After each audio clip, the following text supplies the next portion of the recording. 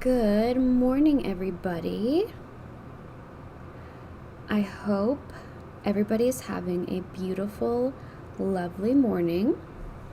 And I hope everything is going to run smoothly today on stream because last time it froze and it scared me and I didn't like it. So hopefully today will be nice and smooth sailing. And today I'm going to be reading chat on my iPad, and I'm waiting for that to load. I can see Maruna already joined. Hi, Maruna. I'm going to restart YouTube on my iPad.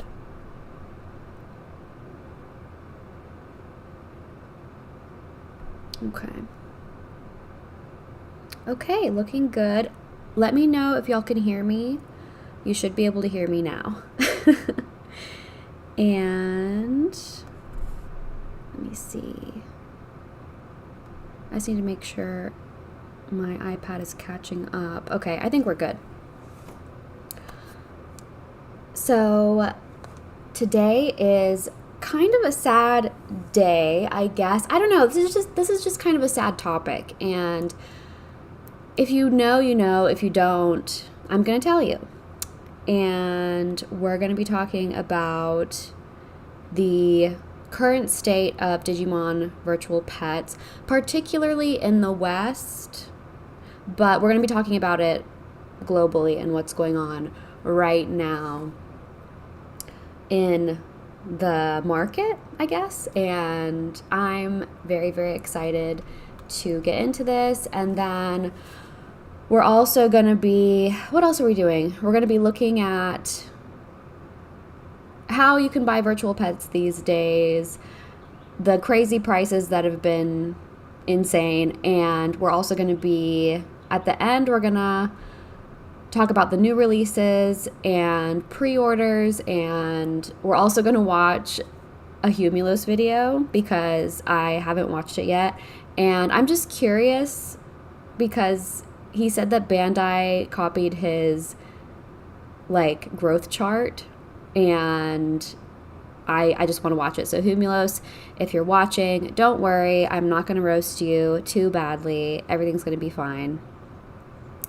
And yeah, so oh my god, Gunrear just said $9.99, glow in the dark is 29 euros here. Oh my god. Okay, yes, if anybody has an international perspective, please share with me, because I'm talking about a Western US only pretty much perspective, and that is very limited, and that sucks. So if anybody has, if you're from another country and you want to enlighten me about what it's like to buy Digimon virtual pets in your country, please let me know. So let's just get into this. So 2017 was the year that the Digital Monster version 20th was released in Japan.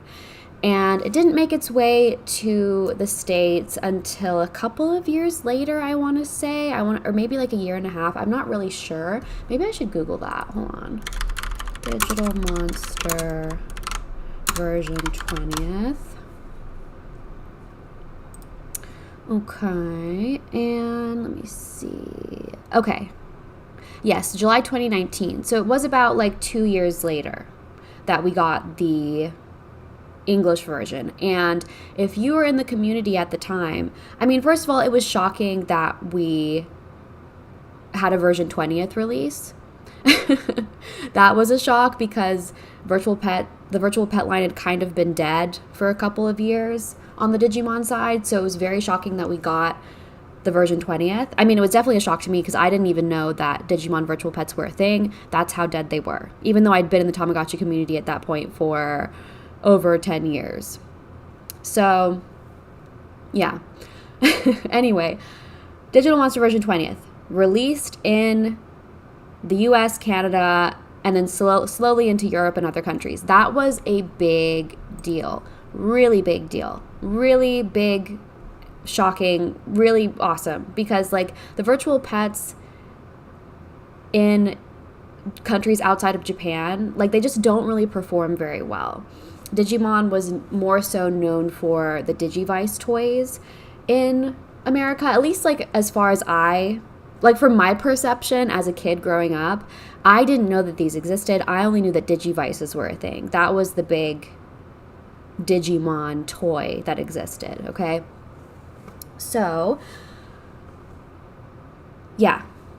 Digimon version 20th in the United States, super, super, super cool. And more shells just kept coming out. And then eventually the Digimon X released in Japan, and then a few years later, we also saw that released in the United States, as well as the X version 2. That was insane. When the X dropped, it's like, wow, Digimon Virtual Pets are alive. I can't believe this. This is so cool. It makes the X series so much more accessible. And the X series is just kind of the people's choice, I think. If they had to choose between the version 20th and the X, people tend to, at least from what I can tell, people tend to lean towards the X as being their favorite or preferred between the two. And I don't really agree with that 100%. I do love the X, but I also love the version 20th. But yeah, it was super, super awesome to see the X version 1 and X version 2. So it was like, wow, this is really, really cool. This is awesome. We love it. We're living. And then they messed up the X2. I'm not going to get into that, but they messed it up a little bit. And then after that, there was like a huge backlash from the community. Bandai had to fix the mistake, which I think was stupid. They should have just said nothing. I think companies at this point are still learning how to manage social media backlash, I guess. And I feel like they should have just ran with it, like released a statement, said, I'm sorry, this is what's going on. But instead they like tried to repackage them. A lot of orders were delayed and they repackaged them with the correct packaging. I don't know. I'm not going to get into that. I've talked about that before, and it's confusing, and if you don't understand what I'm saying, I'm sorry, but all you need to know is that they messed it up, they dropped the ball, and they had to cover their tracks, and it was a big, big mess.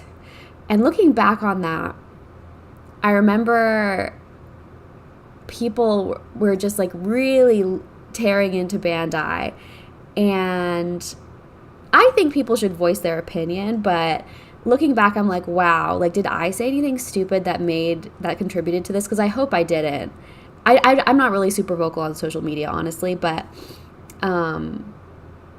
yeah, I don't know. Obviously, Bandai made the choice. We as consumers didn't really make this happen, but I do think we had some kind of an effect. And after that, the X3, which was released in Japan, was never released in the global market, which everyone was really bummed about. Everyone's still bummed about it, honestly. And yeah, everyone was bummed. And then after that, I think the Vital Hero came out after that. And the Vital Hero, I would say it's like virtual pet adjacent. I wouldn't consider it a traditional virtual pet. I think it's really fun. I think if you consider all pedometer devices to be virtual pets, then yeah, it's a virtual pet, I guess, but it's just not, it's very much its own thing. So when the Vital Hero came out, that was also very exciting. I think it came out around the same time as the X2, or maybe even before that. And the Vital Hero continued on, even though the Digimon virtual pet line stopped at the X2. And at this point, it's been how many years? I don't know. When did the X3 come out? That's what I want to know. Digital Monster X3. Let's see. This came out in 2020. When did the X2 come out in the States? Digital. Oops. No. Okay, X2. Do we have the date for the US? Okay. I don't see a release date for the English version, so I don't really know when the X2 came out. But anyway, The X3 came out in 2020. It's been 4 years since that release happened. Normally, we were getting things about 2 years behind Japan, and it's been 2 years since 2022. So we can assume, I think, that we're not going to get it, and that's really sad. I mean, who knows? Maybe we will get lucky and it will happen if we... I don't know. No. I'm not going to say that. I'm not going to say that because I have no idea. And at this point, I really don't think it's going to happen. I would like to hold on to hope and think that, yeah, maybe it could happen.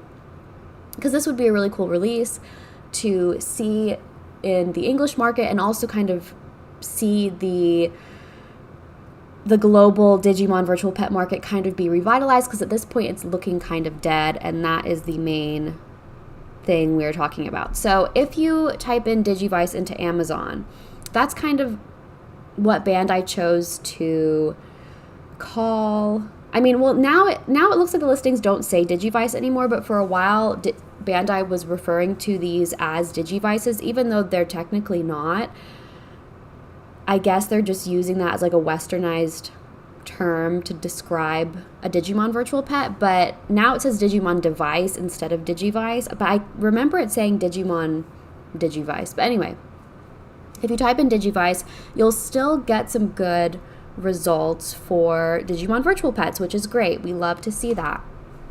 However, if you've been in the community for a while and you've bought a lot of these, like I have, you will notice there are way fewer listings than there used to be, and the prices have been steadily going back up, meaning the stock is probably becoming diminished.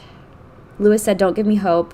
The fall will be worse." I know. I can't say maybe we'll get the X3. But yeah, so this is a good selection. This is still a good selection. We have quite a few colors. We have, quite a few. It looks like we have 3 different options for programming as far as I can tell. I don't know where the X1 is, but I know we still have the X1 available, I think. And so this doesn't look too bad. In other countries, I don't know what it looks like. This doesn't look too bad, but compared to what it was, this is like, oh my God. Especially because at one point there were tons and tons of listings, and you could get these for like $5 each, which is so much fun. I think that I just recently made a customization tutorial, and I have bought so many of these for custom purposes, and yeah. It's just sad to see this end. I'm just like, oh my God. And so okay, we know what this page looks like. We got an idea of how many devices are readily available on Amazon. Let's look at Humulos' page for how many versions actually exist. So there are a lot of colors that are available that are missing. Don't pay attention to the Japanese colors because those were never on Amazon US, or if they were, it was, really jacked up prices. But there are a lot of good colors that are just not available anymore. So I guess the stock is kind of dying and the prices are going back up, and I hate to see that. I hate it. I really, really do. I loved this era that we've just been experiencing where things are cheap, and oh hey, you like Tamagotchi? Try one of these. They're super cheap. If you don't like it, you only spent like $8, right? And my fear is that these English devices are going to become stupidly expensive in the next like 5 years, because that's the trend, or it seems to be the trend with Digimon stuff. There are like the original DMOG, those haven't really gone up in price that much, and since these are based on that programming, and there's a lot of them out there. There's a ton of them out there. So I don't know if the Digital Monster version 20ths will go up in price a lot. I'm more worried about the X versions because I feel like they made fewer stock of those, and especially the X2 probably. I feel like they made less stock. I don't know. I'm just speculating. I have no idea. Don't panic. This is just what I'm thinking, okay? And let's look at, this is Humulos' list of digital monster virtual pets, and as you can see, a lot of them are missing. Yeah. So, like I said, we still have a good amount of Digimon virtual pets out there. And we don't need to panic or anything. It's fine. I just wanted to talk about this and see what you guys think and how you're feeling and what you think will happen, because it's just happening. It's just happening as we speak, and it's making me sad. Yeah, so this is Humulos' list for the X virtual pets, and it might just be the X2, the silver X2 might be the only X version that's available at this time. Yeah, wow, $30. Okay, that kind of just like feeds into my hypothesis that the X version is going to be the one that is going to be more expensive. But I don't know. If you're reselling stuff, just keep your prices kind of low. Just don't inflate the market, please. It makes it hard for new fans to come. Let's get into this. This is crazy. I haven't seen any other color being sold like this, but Digimon Bandai Original Digivice Virtual Pet Monster Translucent Green Pack of 5. You know, they're really, this stock, I mean, I guess it hasn't been moving a lot. They really want to move the stock now because they're selling in a pack of 5. That's insane. And honestly, if like this went lower, I'm tempted to buy it. Like Prime Day, I'm gonna check this listing, which is so stupid. I don't need to do that. I don't need to do that at all. Nope, I don't. But I like making customs, and I just don't want to not be able to make customs anymore. That would suck really, really bad. I don't like that. Yeah. But good news.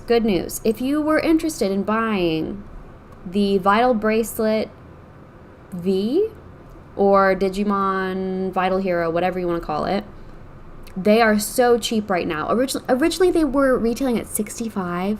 I can't believe that. I mean, the thing is worth like $45 max, in my opinion. No offense, VB fans, but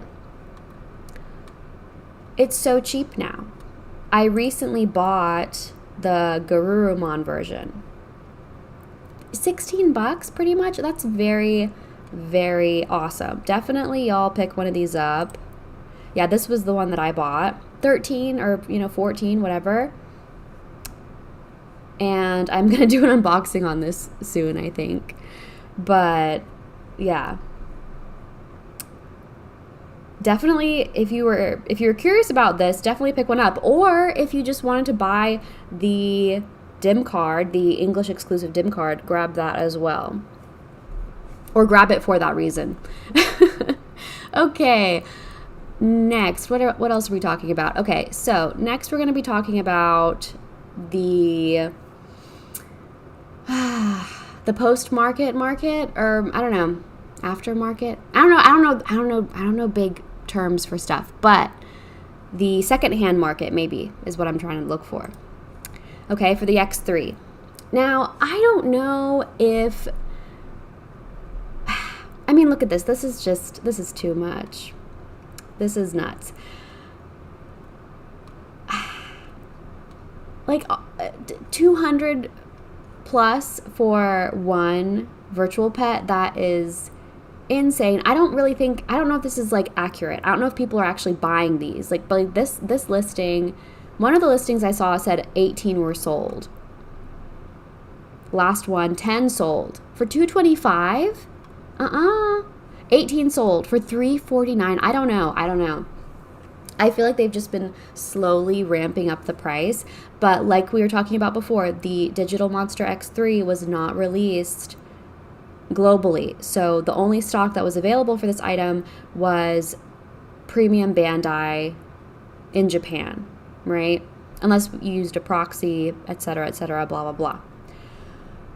So this item is technically more rare than the other Digital Monster X versions, but this much money for this one item, I cannot believe that. I cannot believe that. Okay, hold on. Gunrear said, I can't even find the ones you were showing. Where did you say you're from? Europe? Okay. Yeah. I think Lewis said something. Okay. Lewis said, from Mexico here, a reseller is selling the glow-in-the-dark for $50. Is that like American dollars? Is that like, is Mexico? I don't know. Oh my God. I don't know. I'm so dumb. I don't know what the currency is in Mexico. I'm going to Google it. Currency. Because if it's like $50 US, that's crazy. Oh, Mexican pesos. I was going to say pesos, but I was like, I feel like that's Spain. I don't know. I don't know about money. But anyway, 50 USD is insane. But yeah.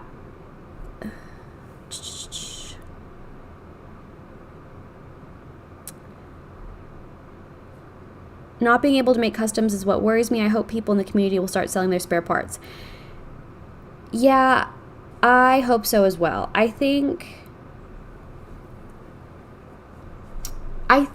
that hopefully what will happen is we will have a couple more people, kind of like Electronic Days, who pop up and they can make custom buttons and frames, because those two little pieces are cheaper and I imagine easier to make. I'm not sure. The buttons might be kind of difficult, but I recently saw the Humulos video where he received buttons from Electronic Days, so I know it's possible.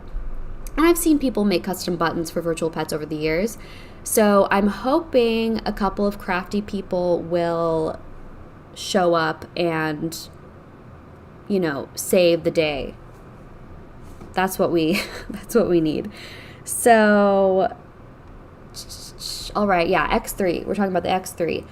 I want to see if people are actually buying this shit, because this is insane. So what we're going to do is how do we do this? Oh, wait, down here. Okay. We're going to sold items. Let's go. Okay. Damn. Okay. Yeah. Somebody bought an X3 for $225. Honey, no. 158. That's better. That's like a lot better with free shipping. Way better. But still, $260. Oh, no. And I feel like this happened recently, that the price just went boom. It's up. Marunakai said, Electronic Days is too exclusive. I think his problem is that he's just running the show by himself and he can't make as much as people demand. You know, that's the main issue. And so his stuff is amazing, super amazing.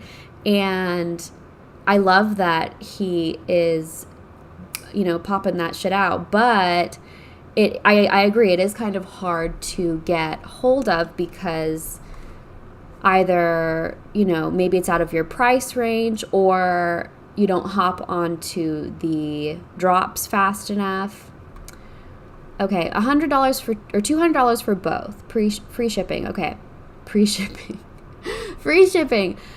$100 each. That is kind of where I think it should be. Me personally, if I consider how old the item is, which it isn't very old, it's like 4 years old? Yeah. I consider the age of the item, I consider the, quote, rarity, or scarcity, whatever, and then the demand on top of that. I think $100 each is good, because I believe I paid like $60 for mine.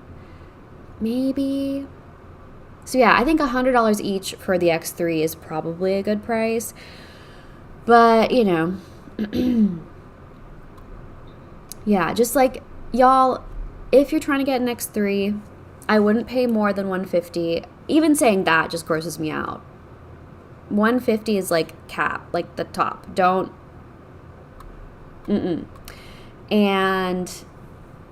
oh god, $150. Oh, it just grosses me out.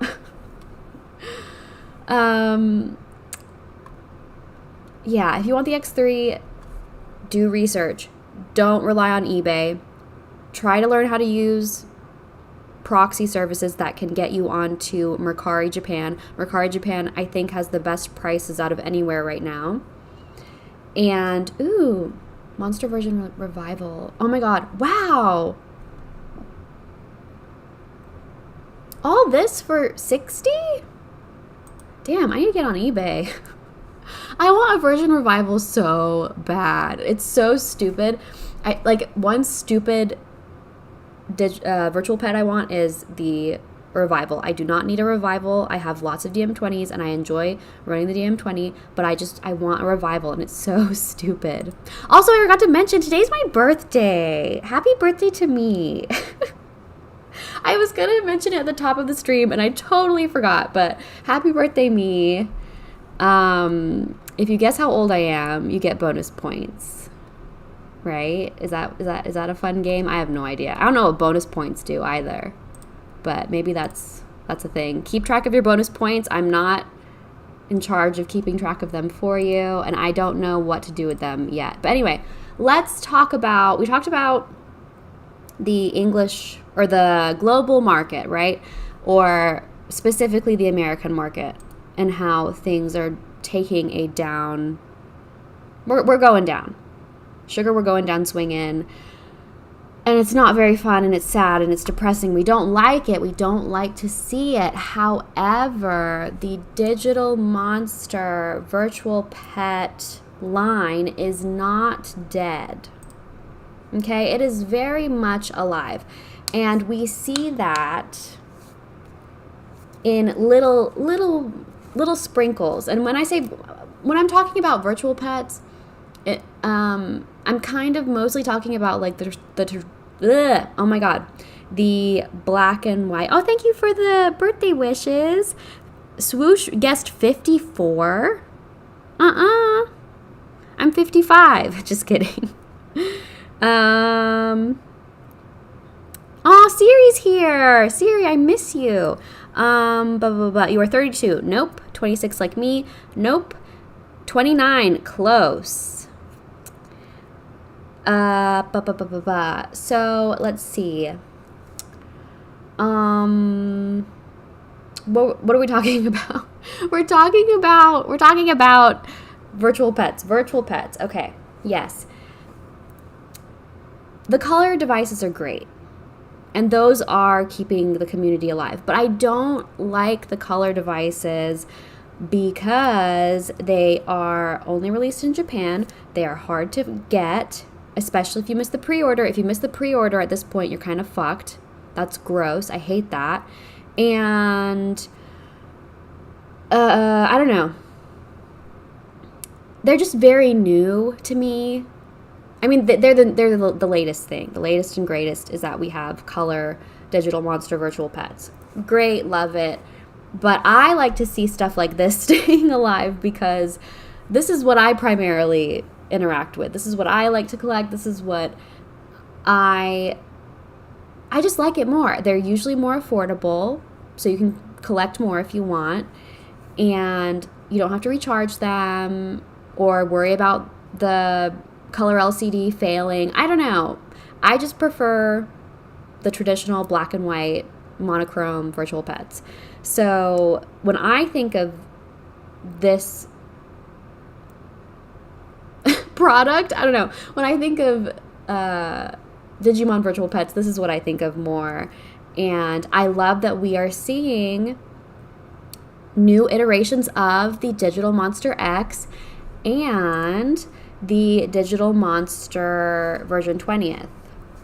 These two are very exciting.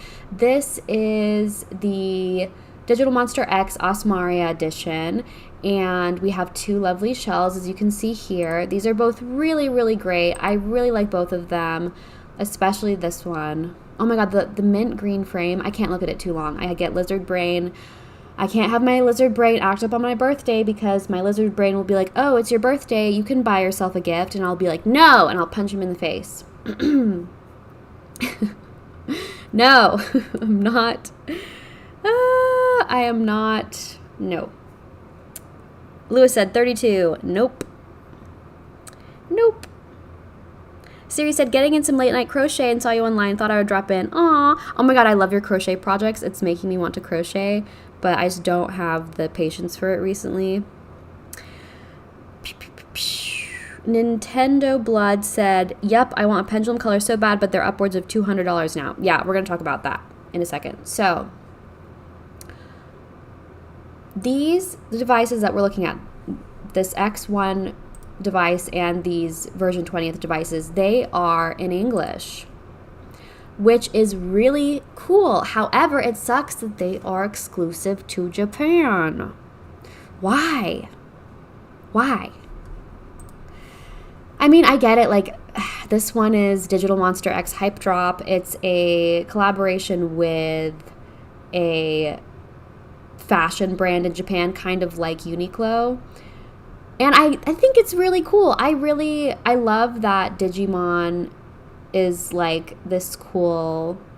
Oh, I love the background so much. Like, it like makes it seem like Digimon is relevant, or the virtual pets are kind of cool and, you know, retro. I don't fucking know. Whatever.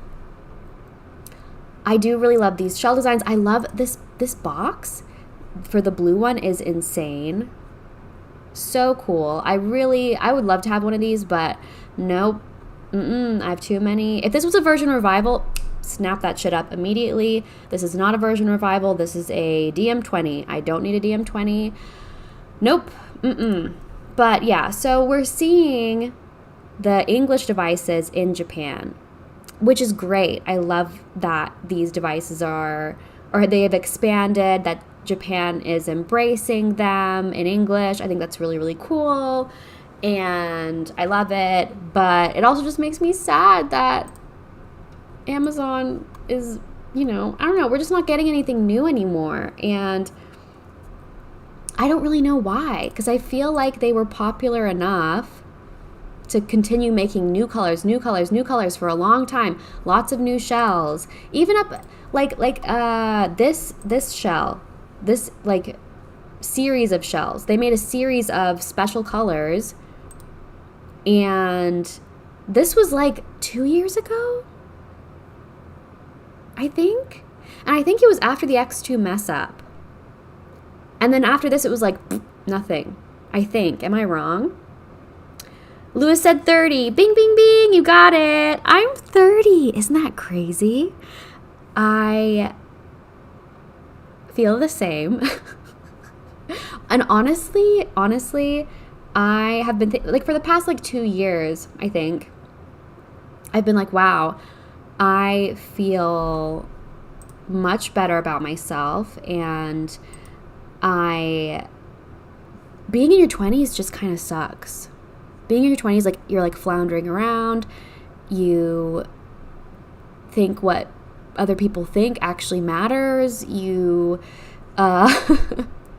don't know. It's just, being in your 20s sucks. And I'm excited to not be in my 20s anymore. And yeah, I like it. So, I mean, regardless of my age, wherever I'm at right now, I like where I'm at, and I'm thankful for it. And yeah. And I need to drink some water because I've been yapping. I've been fucking yapping for God knows how long. Apollo said Digimon is lame. I know. It's very lame. And I'm 30 years old talking about Digimon. Wow. Bandai US is definitely dropping the ball with Digimon. Yeah, they dropped it 2 years ago. And I'm sad. But I'm drinking water. Hold on. Please hold.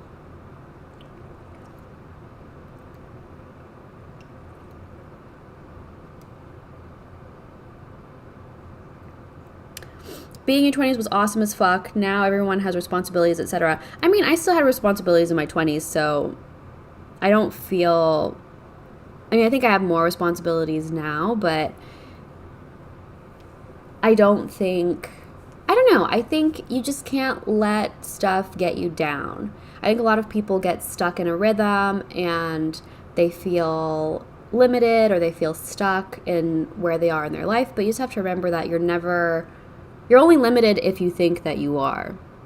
If you're placing limitations on yourself, then you're the only one who stops you from doing anything, essentially. At least that's what I've learned in my 30 knowledgeable, wise, old years. But yeah.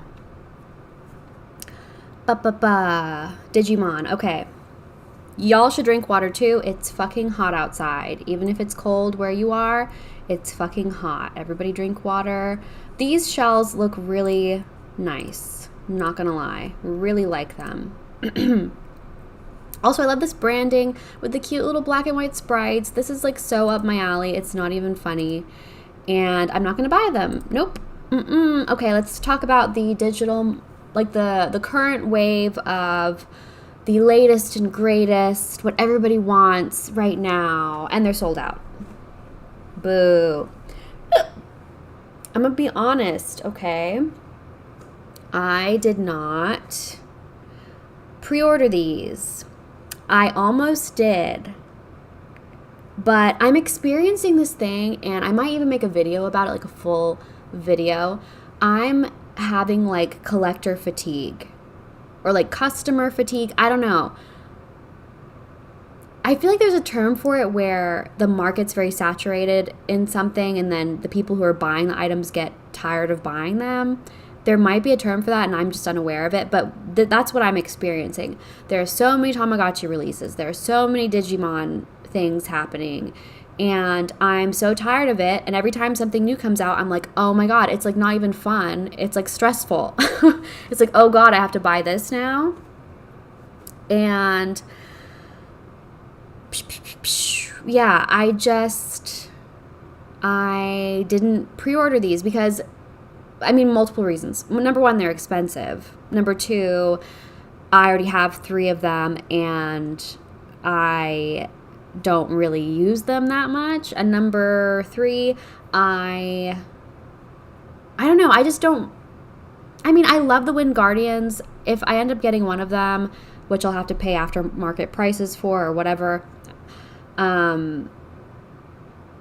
if I get one of them, it would be the Wind Guardians because that one is green and has nice backgrounds and I like the roster a lot. But the other 2, I do like that we get, I think Waru Manzemon on this one, and I was tempted to get it because of that. But then I'm like, you know, I could just mod one of my current devices to have Waru Manzemon. I don't need to buy a whole device just for one character because I've done that in the past and it's not worth it. And yeah, so I did not pre-order these. I think they look great. I think people are going to have a lot of fun with them. I'm happy for you if you bought one. For me, it was a no. And I still have FOMO. And it's annoying. It's like, oh, I didn't get the Wind Guardians when it was $60 or whatever, you know. But I think once they release and I hop on it fast enough before the prices get too crazy, I think it'll be fine if I really want Wind Guardians. But I would have to convince myself that it's worth it, meaning I would need to play with my older ones. Like, I would need to actually use my Wave 1 pendulum colors to convince myself that this is worth it. Because if I buy it and I don't use it, I feel like it's a waste. I hate it. I feel like a hoarder. And right now I'm in a space where I'm like wanting to downsize my collection, and buying 3 new devices or 1 new device that I'm not going to use is just like, ew, giving me the ick. I don't want to do it. Nintendo Blood said, every time I'm tempted to pre-order one, I'm put off by how long I have to wait to get it. I know. Then I wait too long and miss it. I know. I've done that a couple times. I did that with the Digivice Color or whatever it's called. And thankfully they busted out a new pre-order, so I was able to get that one in the bag. That's another thing. The Digimon Digivice Color, whatever, I don't know what it's called. I don't know. The 25th anniversary version, I think. That's really exciting because it connects with the color devices. So that's really, really, really cool. So clearly we have a lot of stuff going on in the Digimon virtual pet community. It's just difficult because people, when they enter the hobby, they usually want the latest device or the coolest device that everyone's raving about. And those, at this point in time, are the pendulum colors. And if you miss the pre-order for those, you're fucked. And if you don't know how to use a proxy, you're kind of fucked. And if you or if you can't afford $65.99 plus shipping and fees, you're kind of fucked. So I just loved this time that we've been in where we had very accessible, cheap virtual pets. And we still have it now. We are still in that time now. We don't need to be sad. Oh, man, they're all gone off of Amazon. Because they're not. They're still there. But I hate when something simple and stupid like virtual pets is so difficult to get your claws on it, because it's like all the way in Japan, order through a proxy, premium Bandai, blah blah blah. It's just so annoying, and I'm so tired of it. I'm so tired of new stuff coming out, me wanting to buy it, and then like convincing myself not to buy it, and then having FOMO. It's just like, ugh, I don't want anything new to come out. Everything needs to stop. Just kidding. No, I don't want that. I don't really want that. I want new things to keep coming out. I just want them to be accessible for people. I want people to have fun, because like these devices, like at this point, they just give me the ick, because it's like, ew. It's just so hard to get them. And then also after these come out, after the pendulum colors are done, what's going to happen next? Please tell me. Please let me know what you think is happening next, because I just thought about that now and I have no idea. Siri, I feel like you would know the virtual pets, the Digimon virtual pet line better than I do. And I just don't know what's going to come next, because I don't even know what virtual pet came out after the Digimon pendulums. Hold on, let me see. Digimon virtual pets. I want to see if there's like a list. Well, yeah, here we go. Okay. Pendulum Progress. Was that what came out next? Pendulum Progress. Oh, these are so cool. These are so cool. I forgot what they looked like for a second. These are really, and the sprites are so good. Y'all, if we got a color version of this, I would buy it. Boom. These are the programming on these are kind of a pain in the ass, and I think if they re-released it in color, they would fix the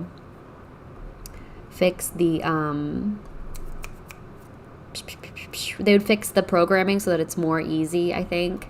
But honestly, I would rather have a version 20th, black and white version 20th of these. I think that would be so much better. First of all, it would be cheaper for us as consumers and for Bandai to produce them. It would gauge the interest in devices like this, and then later on they can do the color version. But I think they would just skip straight to color if they did that. What do you guys think? I don't want color versions of everything. I don't like them as much. Anyway, so yeah. I did not pre-order the latest pendulum colors, and I'm cool with it. I have a little FOMO about the Wind Guardians, but I'm glad I didn't spend my money on something that I'm not going to use. But yeah, so what's going to happen? What's going to happen after this? That's what I want to know. Like with Tamagotchi, I'm pretty good at determining what's going to happen. you know, when I didn't predict the connections were going to come like way, you know, I mean, well, I don't know. I was confident they would come, and everyone was kind of, you know, expecting them to come. I think my time frame was a little bit off, but I think my predictions were pretty good. I don't know. Tamagotchi, I can kind of tell what's going on. Speaking of that, we're going on a little Tamagotchi tangent here, okay? And I told y'all in my last stream, or not my last stream, but the stream that I talked about the Tamagotchi connections, and we watched Raw Tamazone's video, and he was asking Tara Beatty if we would get connection in color, which I don't want that. Nope. I don't care about having connections in color. Just give me the version 4 or 5, etc. I don't need it to be in color. I said, don't ask for that. Ask for vintages to be remade, because I think that is more likely, and I think that's the direction that we're moving in. And what do you know? Somebody found images on an Indonesian website of the Tamagotchi Angel being re-released with 2 brand new shells. I'm so hyped for this. And this is not, it says not finalized. I think it means the design. I imagine that they already have these, you know, pre-production, whatever process that is like. I think they've already started. I think the designs are not finalized. I think that's what that means. I'm hoping, because if it means that, if not finalized means that the device like may or may not come out, that would suck. I don't want that. Let's all manifest that this is happening, because this is really, really, really cool. And also, this is a good sign for other vintage Digimon pets to be re-released, like the Pendulum Progress that we were just looking at, because this is a nostalgic monochrome virtual pet, and that's what we want. That's what I want to see. And I think it would be nice if the Pendulum Progress was released in that same way instead of a color version, you know, for accessibility, for nostalgic purposes, for blah blah blah, etc., yada yada. I don't know. I just think it would be nicer to have a Pendulum Progress as a monochrome virtual pet. Anyway, but the Tamagotchi Angel coming out is really, really cool, especially because that means they might release the Tamagotchi Devil. Hello. And that would completely destroy the market for the Tamagotchi Devil, and I would love to see it crumble and fall. And I love I love chaos and death. And yeah, but anyway, even if the Devil didn't come out, this is insanely cool. This is so cool. The Tamagotchi Angel is super, super fun. I think I love both of these shell designs. I definitely love this one on the bottom. And yeah, I told y'all, if you're going to ask for something, ask for the vintages to be re-released from Bandai. And they're doing it. They're fucking doing it. And I'm so excited. And Bandai's so smart now. Kisses to Daddy Bandai. We love you so much. And I love this. I love that this is happening. And it has the butt icon. The butt icon. If you don't know what I'm talking about, I don't want to explain it. But all you need to know is that the Tamagotchi Angel has an icon. The toilet icon is a butt with wings. Love it.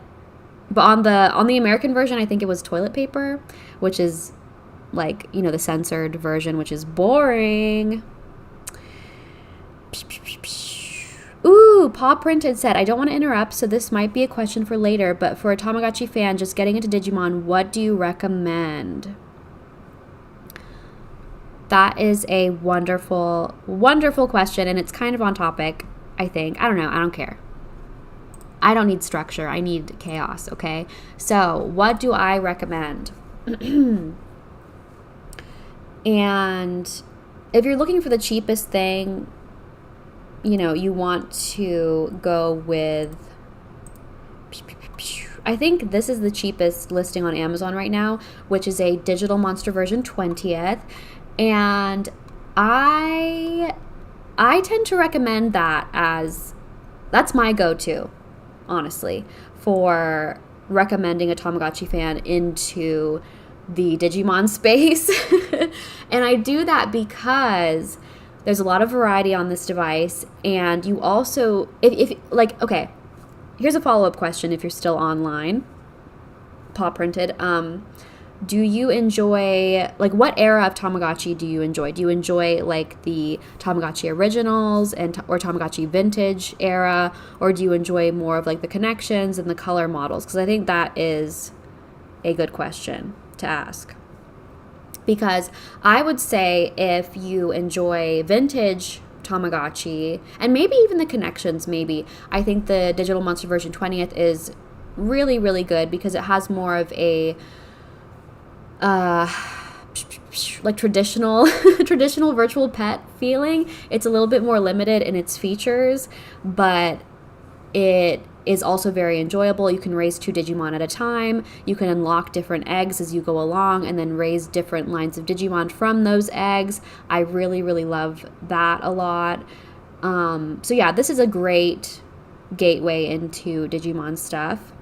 Ooh, Paw Printed said, I love the connections and originals. Okay, yes, perfect. So I personally would recommend this device. And now if you're curious about what the X is like, the X is kind of more involved, I guess, in terms of gameplay. There's kind of more stuff to do. And I guess the only one available right now on Amazon is where is it? Oh my god, I lost it. Yeah, so the only X available on Amazon right now is this X2, which is fantastic. It has a lot of spooky themed Digimon on it. Really, really love that. And the main thing people enjoy about the X over the Digital Monster version 20th is the quest mode is more in-depth, and it feels more like... And you also have to, like, unlock stuff as you go along and you play through the quest mode, and it's a little bit more challenging in that way. But I don't know.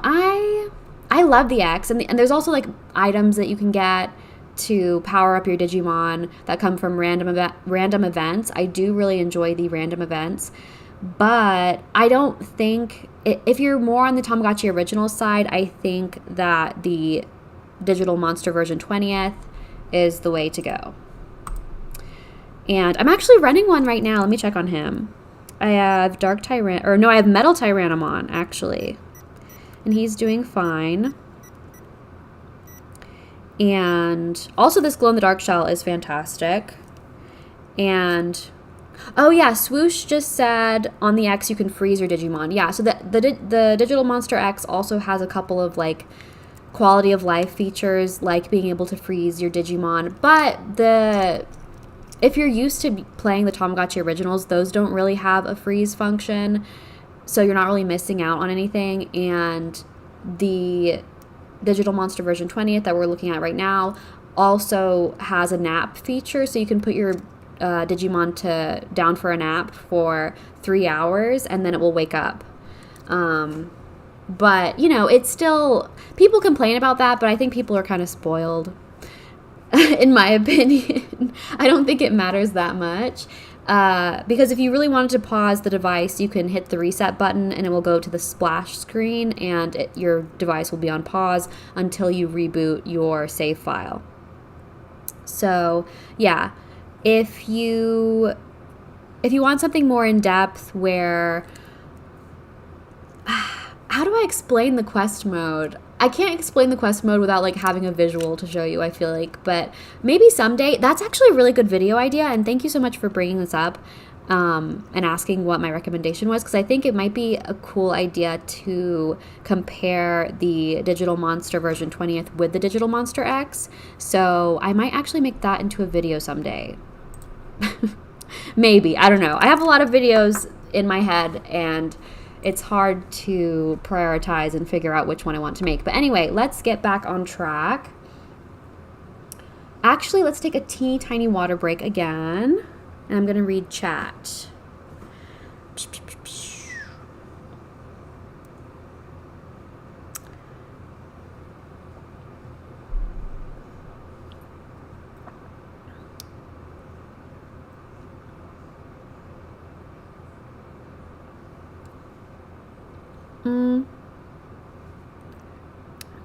Why can't you pause Tamagotchi but a Digimon? You can pause Tamagotchi, but they don't have like the Tamagotchi originals don't have a pause function. You have to like click over to the clock screen and then put the clock screen into the time setting mode, and that will freeze the clock essentially and freeze your your Tamagotchi from from getting hungry and stuff like that.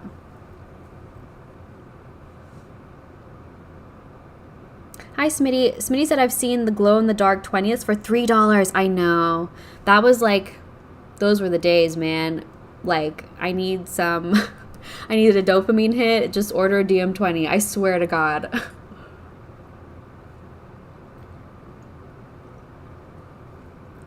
Okay.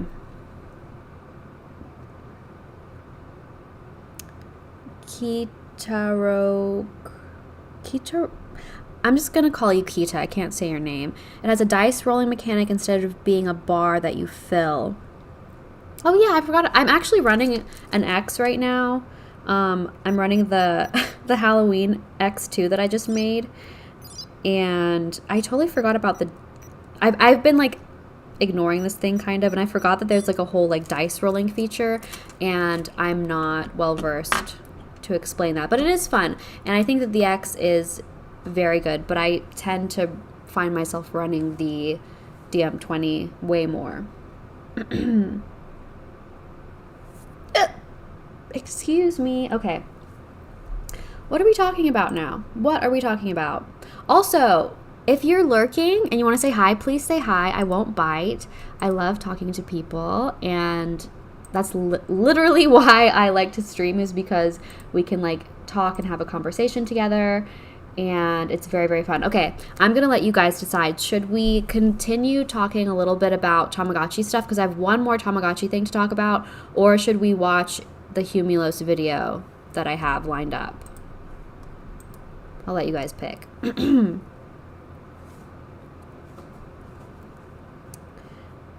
X is greater than 20 IMO.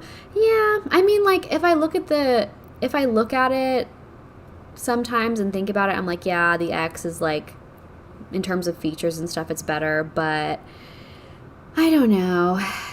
I like the DM20th better. I have more fun with it.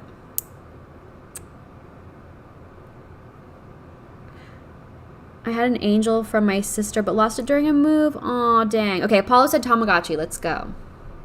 So, one more little thing to talk about that is being released, and this is the thing that gave me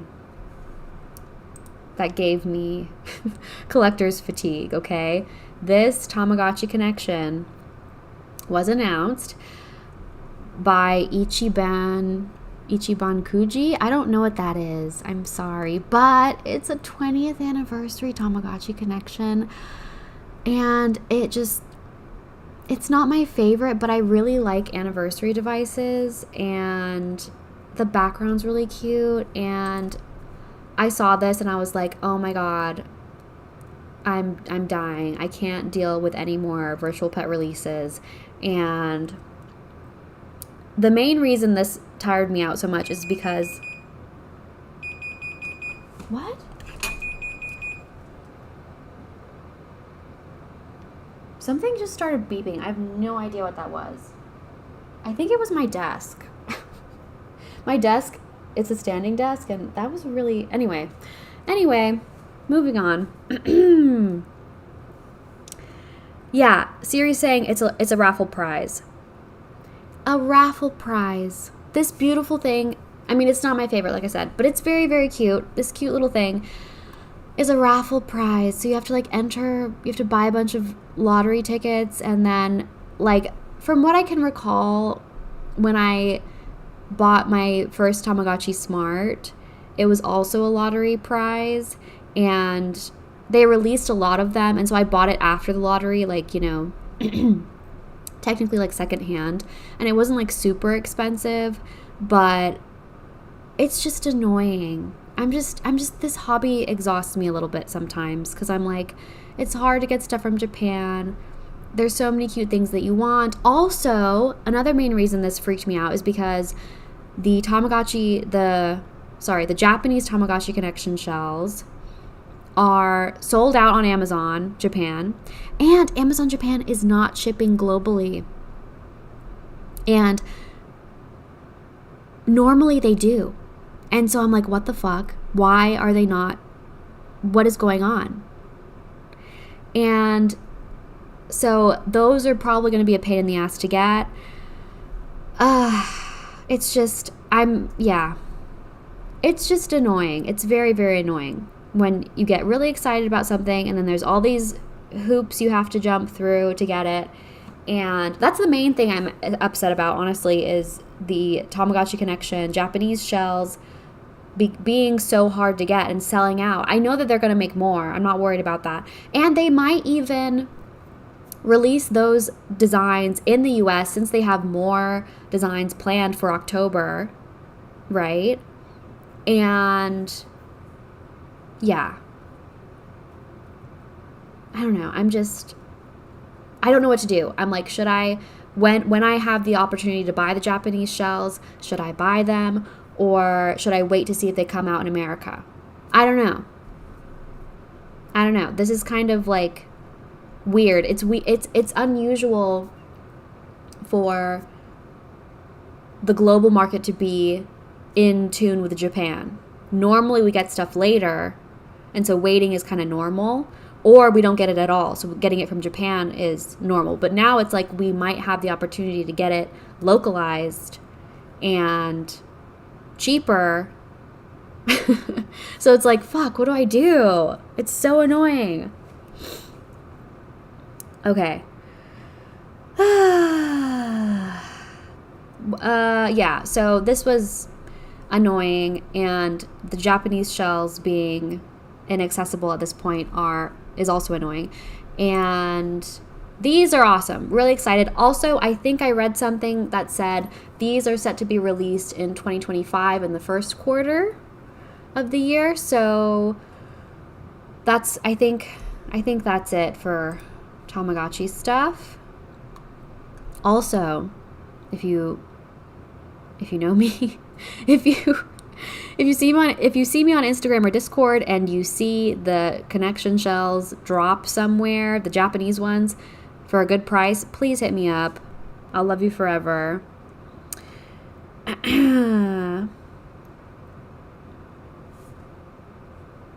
They don't want us to have the Japanese shells. If they do that, I'm going to be really mad.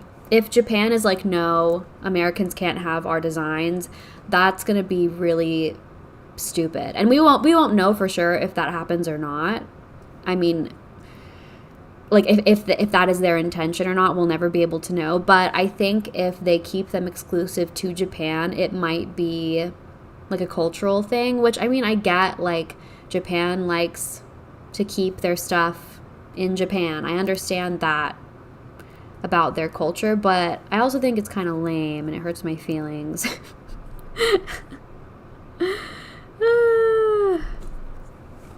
Okay, so I think that's all I have for Tamagotchi stuff. And now let's watch Humulos' video because I'm very, very curious about what is going on here. So apparently Bandai copied his his growth chart, which is crazy. I mean, like, duh, they did, because his is so good. But let me know if y'all can hear the video or if it's too loud.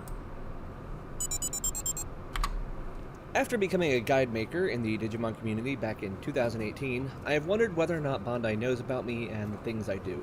Obviously, they know. They know. There's no way they don't know. They wouldn't have at first, but after some time, my website has become the first stop for many people when wanting details on their modern Digimon virtual pets. And considering that our community, both inside Japan and everywhere else in the world, isn't exactly massive, it would surely only be a matter of time before they'd notice what I was up to. I've had suspicions over the years based on certain actions and inactions on their part, but recently they revealed to the world that they definitely know who I am, even if they didn't outright say it. On April 23rd, Bandai did something they haven't done since the first wave of the Digital Monster X and released a Mon memo detailing evolution requirements for the Digimon Pendulum color. Oh, but they did shit. so in a very familiar way, an evolution chart. That, of course, I didn't know that they did this for the pendulum color. Okay. But yeah, I saved this video for this stream, so. wouldn't raise any eyebrows on its own. Very familiar way, an evolution chart. That, of course, wouldn't raise any eyebrows on its own. But take one look at what they put together, and it's very clear where their inspiration came. Oh my god. Wow. The colors. Wow. Oh my god, they totally ripped him off. Holy shit.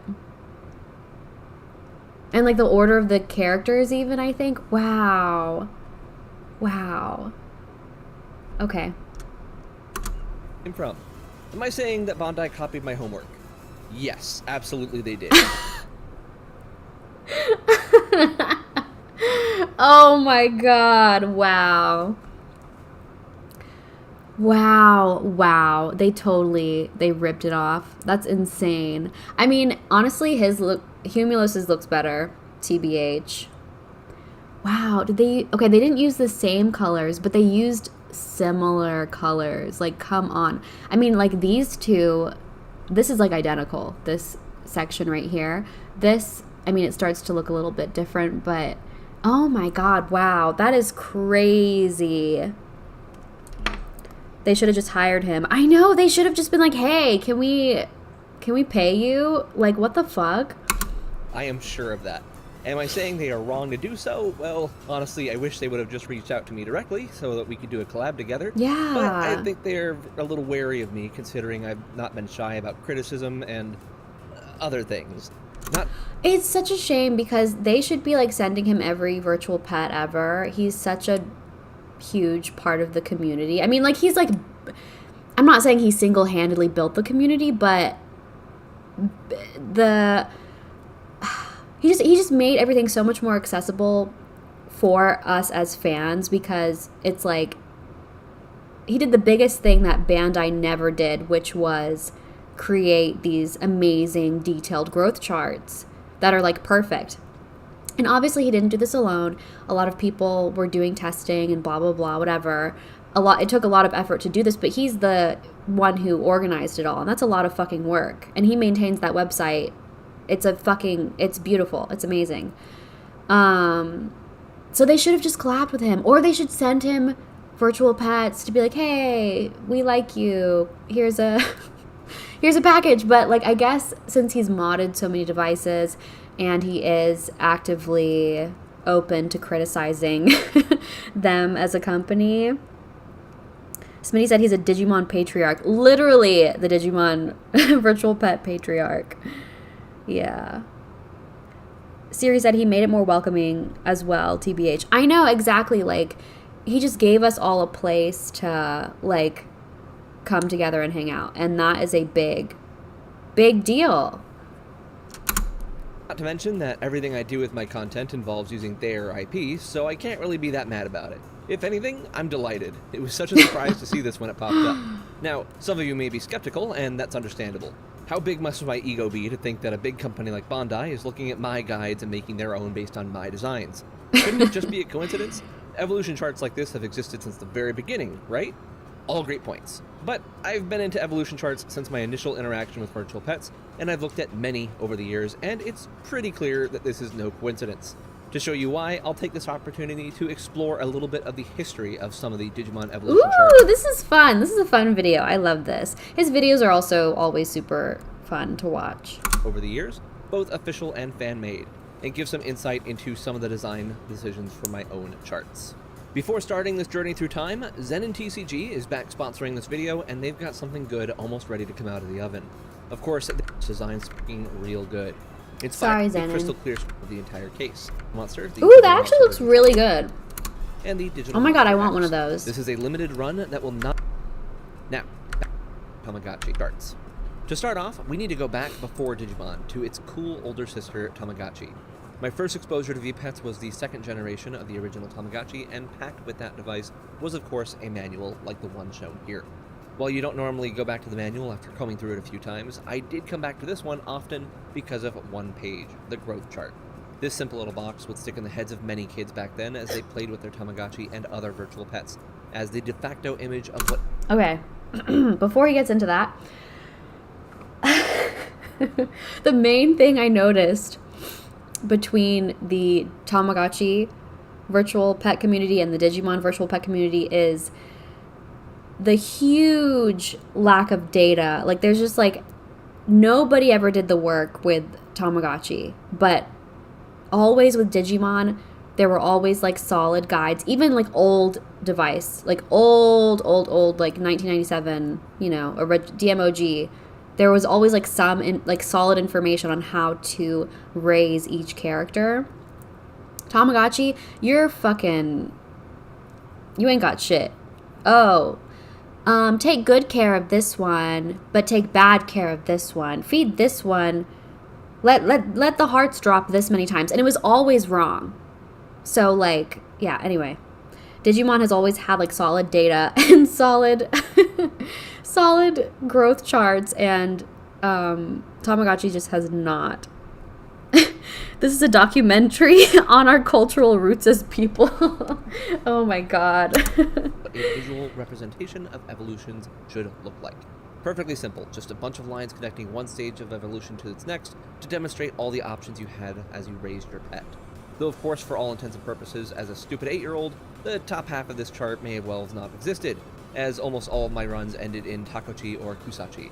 But the potential for how my little alien could grow was exciting all the same.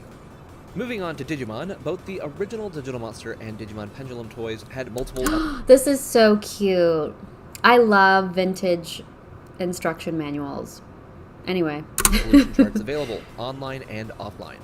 They were pretty similar, so I'm just going to focus on the ones made for the Pendulum. First, the print guides. There were a few different tiny guidebooks made in Japan back in the day, and here we see the V-Jump one for Deep Sabers. This being a guidebook, of course, means more detail than what the manual provides, and here we see the use of different types of lines to indicate evolution options for each Digimon. Dashed for Gomamon, solid for Ganimon, and dotted for Shakomon. Since this chart was in black and white, it was a very logical choice and would be repeated for other black and white charts in the future. We also see big sprites inside of squares, a display method I chose to utilize for my own website as well. Another more complete chart would be shown in the Nightmare Soldiers guidebook, which of course they expected you to buy another book to get the whole story. This chart is in color, so no need for dashes and lines, and they also added requirement boxes to each line as Oh, so this is way more detailed than I thought it was. So maybe requirements for Digimon were just more accessible, like maybe Bandai released them more freely, but I feel like they did not do that for the DMOG, but maybe for the Pendulums they started to do that. But I don't even know if this is completely I don't know how in-depth this is because it's in Japanese and I can't read it, but but the interesting thing here is that it appears they reference care mistakes, because this is the call icon, and the call icon, it only goes off when a care mistake is about to happen, right? So that then if you wait 15 minutes, you get a care mistake, blah, blah, blah. You have to let them accumulate I cannot explain this right now. I don't have the brain power. However, whatever, care mistakes. Y'all know what a care mistake is. The Tamagotchi community only recently figured out what a care mistake was. Even though care mistakes originated on the Tamagotchi device, and it was then copied on the Digital Monster. Okay. But the Digital Monster community knew about that for ages. And we only just now figured it out in the Tamagotchi world, which is crazy. And I guess the overlap between the two communities wasn't strong enough for it to be well known. But straight up, it would be oh, don't let the happiness heart fall, 2 times. But that doesn't fucking matter. The only thing that mattered was the care mistake. Anyway. As well, another choice that I would choose to incorporate into my website. You're going to find that the pendulum charts were my primary... Apollo said Tamagotchi care be it will evolve in 72 hours. For real. Influence that I would choose to incorporate into my website. You're going to find that the pendulum charts were my primary influence, which makes sense considering the Pendulum version 20th was my first guide. One thing I definitely differ from here, though, is the color choices. Who on earth thought Virus should be green? The online chart, on the other hand, did much better with the color choices, and this would be the primary inspiration for the way I would use color on my own charts. You may not realize it immediately, but for devices that feature attribute joggers, I use specific colors for each attribute on the chart, which this chart here is where I got that idea from. You may notice one key difference though, and that's with the data attribute. I opted not to use blue because of the inclusion of the free attribute on the Pen 20. It just felt more right to me to use blue there. Not only that, but I had one other major source of color inspiration from a non-VPET source, the Digibattle card game. I loved collecting these cards as a kid, and so the red, green, yellow cards corresponding with vaccine, data, and virus respectively was how my brain innately thought of those attributes. Well, that's cool. I love this. This is such a cool video. I'm so glad he made this because I feel like the main thing that he contributed is his guides or his growth charts, right? So I never really knew how he, like, what inspired him to use each color or whatever. So this is really interesting. Strangely enough, green and yellow are used for the lines on this evolution chart, so green just screamed data to me. As for why I opted to stick with purple for virus instead of yellow, I just personally find yellow to be an unappealing color when it comes to web design, so purple seemed like the better choice. I would end up still using yellow, of course, but as the secondary vaccine color instead, since it was a warm color with good contrast to red. I also made it possible to show the reference book artwork. Oh my god, not Humulos getting into color theory. I love this. Instead of sprites, if people preferred the chart to look more like this one that we're seeing here. There is also a different version of this chart that, as far as I could find, was used for the Bandai Asia releases outside Japan, and this one uses the elbow connectors that I favor for my own charts. After the pendulum, there would be several charts made for various pets, like this one for the Pendulum X that continued with the elbow Oh, connectors. this is so cool. I've never seen this one. That's so cool. This Excel one that featured no connectors, this mini one that had incredibly unhelpful arrows, and this Digivice IC one that decided hexagons were the bestigons. When it came time for the modern era of VPETs though, Bandai didn't really think too far outside the box and would ultimately just release the evolution requirements for the Digital Monster version 20th and Digimon Pendulum version 20th. I've never seen this either. This is cool. So this is the Pendulum 20th. They just released the evolution requirements for the Digital Monster version 20th and Digimon Pendulum version 20th on Twitter, with no special flair behind them as shown on the right here. I kind of like this though. I like how it's like kind of bare bones. Very cute. I don't know. I like this black and white look. I think the color is more effective, but this is nice too. They did eventually release the art books though, which would reuse the dotted and dashed lines along with a few other styles to indicate separation. The art books. I want one of those art books so bad, but I'm stupid and I didn't buy one. Types were used for the Digital Monster X, though using colored lines instead of dots and dashes like we see with the previous ones. And oh, that's so hard to read. I don't like that. The first wave of the X devices. By that time, my guides were already well known in the community, so did they just decide they could leave it up to me to release the requirements for the X2, X3, Pendulum Z, and Digital Monster Color? That's probably just me being paranoid, but it does almost seem more likely now than it did back then. The Vital Bracelet, though, would see the return of charts built right into the companion app, though vertically laid out to better accommodate phones. Talking about unofficial charts, the guide I used for my Digital Monster version 20th back before the release of the Pen 20 was set up by Link Wrighton using Google Sheets. It was laid out. Oh, this is so cool. I've never actually seen this. I've heard of this document, but I've never actually seen it. That's so cool. In a very clear and simple format, easy to follow, and was a major source of inspiration for me with the guide I would eventually create. Even in the limited format of a spreadsheet, you can see how they tried to follow a very traditional chart style for the most user-friendly experience. Sinobali, who you may know as a very talented artist in the community, Sinobali made a few nice this? charts for the DM20. I think I've seen this one for sure. Yeah, but I didn't know Sinobali made it. But it literally says guide made by Sinobali. But I don't always, Sorry, Sinobali. This is so nice. I want to like print this into a poster. Like this one right here. You also can't talk about VPET guides without mentioning Nihoko, one of the best sites out there for oh my god, legendary. VPETs.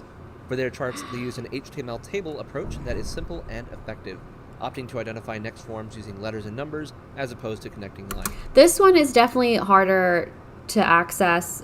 Like, it's harder for me to read it, and then you have to translate it from Japanese, so...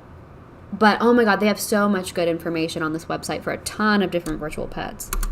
They also use the red, green, yellow scheme for the attributes, as well as gray for the free attribute, though their yellow is a much darker and more appealing yellow. Humulos believes in the X3. Obviously, those are just a myth.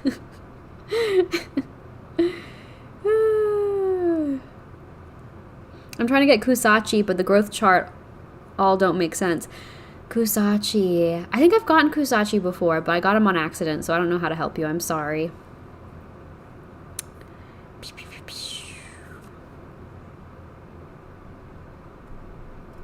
Been meaning to watch this video. This is great. I know, this is such a good video. I love this. Love this so much. The original digital use the red, green, yellow scheme for the attributes, as well as gray for the free attribute, though their yellow is a much darker and more appealing yellow.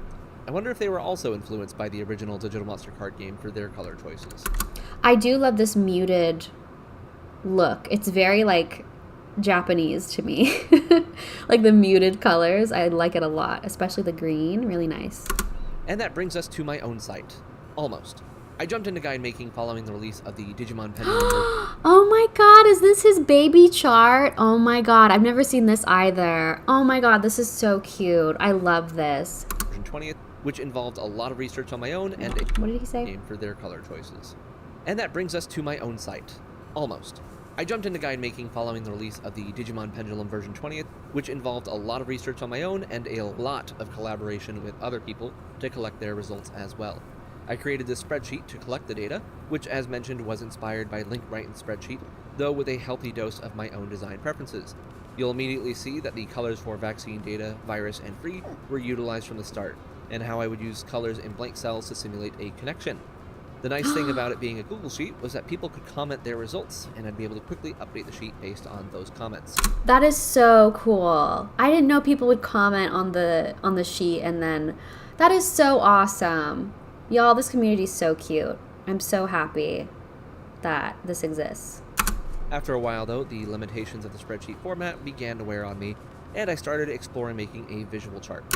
This was my original prototype for a visual Pen 20 chart before I decided to go with a website. Not bad, but I knew I could do better. I only ever made one of these for nature spirits, and I don't believe I ever used it publicly. This is so cool. And this looks like the vintage chart that he was showing, the official Bandai vintage chart. But I like what he did, what he ended up doing a lot more than this. I started with Google Drawings, which is honestly a really great tool for making charts, but what I really wanted was to be able to interact with the chart, not just have a single image. I knew my way around HTML and CSS enough to decide that I should start working on making this an actual web page for the best results, and decided to get more acquainted with JavaScript as well as learning PHP and MySQL for the first time. I spent several late nights getting it to where I wanted it, and since then, while I've added more content, features, and back-end improvements, the basic chart layout has stayed the same. Squares with elbow connectors, large sprites at the forefront with the option for artwork if people prefer, with bold colors being used for the chart itself, and requirement boxes using sprites and text from the actual device. I love that he uses the sprites and text from the devices. I feel like it just makes it, I don't know, I think as a design choice, it's really clever. It makes it feel official in a way, like Bandai made it themselves. But yeah, I love that that's my favorite part, I think, is that he uses the hearts and the text from the devices themselves. I think that's really, really cool. And I also love that he allows you to toggle, I don't know, go between, like you can choose to show the sprites or you can choose to show the full artwork of the Digimon. I think that's really, really, really awesome. The colors themselves are actually from Google's material palette, which I've always really liked the options that they picked for their colors. The influences in how I set this up are super clear, but with several specific choices being entirely my own, and there weren't any charts before this that had this exact combination of elements. Even the attribute colors, again, based on an existing idea, I expanded to fit my specific preferences. Red, yellow, orange, and pink for vaccine, green, teal, forest, and lime for data, purple, violet, indigo, and brown for virus, blue, cyan, navy, and sky for free. So with all awesome colors. Love it. Excellent. He should teach color theory. All that being said, Bandai's charts released for the Pendulum color can't really be based on mine then, right? They just look similar because we have the same influences? Yeah, there's no way it's just a coincidence, and if we take a closer look, we can see why. Ooh. Clue 1. Those colors I just mentioned. They don't perfectly match up with the colors I use, but they are pretty darn close. Wow. That's fucked up. That's so fucked up. Okay, anyway. Nature Spirit specifically, we see similar shades for the 9 colors in use. The babies, as well as the lines for Tortamon, Monochromon, Gakomon, and Angoramon, are all pretty spot on for what I used. Damn. Kabuterimon and Tailmon, meanwhile, are using pink and red, which is just swapped of what I used. Starmon is using indigo, which I would normally use for a virus, so that one's pretty off, while Kuwagamon is just entirely off by using lime, which is not a color I used on this chart. The idea of using colors in a specific order is also present, as Masumon uses pink rather than red, despite its association with Anjuamon, since there is only one vaccine super ultimate, and therefore we get the primary vaccine color, in this case, pink. So while it's not a perfect match, the sourcing is clearly there. There's another explicit parallel in Deep Sabers, where Ikakumon and Zudomon are both yellow, despite being the first to appear on their chart. Rukamon and Waymon appear first in the Kotamon are both... Humulos, love you. Sometimes you talk too fast for me. My brain is like, is clearly there. There's another explicit parallel in Deep Sabers, where Ikakumon and Zudomon are both yellow, despite being the first to appear on their chart. Rukamon and Waymon appear first in the code, so they got the red designation on my chart. But on Bandai's chart, Ikakumon and Zudomon are in the first position, but are still shown with yellow as their color. Worth noting is that both Grand Kuwagamon and Vikemon are free types, but Bandai still decided to color them with their tier line, rather than use a color to denote them as free. Sloppy. They did it wrong. They copied him, and then they don't. Wow, that's actually kind of really sloppy if you're using colors to denote which type or whatever they are, and then you're not going to be consistent. Sloppy. They should have hired Humulos. They deviate on Deep Sabers from there, though, with Sealamon specifically being colored in an unexpected way with red, and they decided the guest star line should just stick with orange like Angoramon used on Nature Spirits. Still close overall, though. Nightmare Soldiers doesn't really have anything different to talk about. Okay, yeah, and then obviously, I mean, if they had used a similar graphic for the requirements, that would have been insane. I think they would have, like he said, this is their IP. I don't think they are worried about him calling them out. I mean, he is calling them out now, but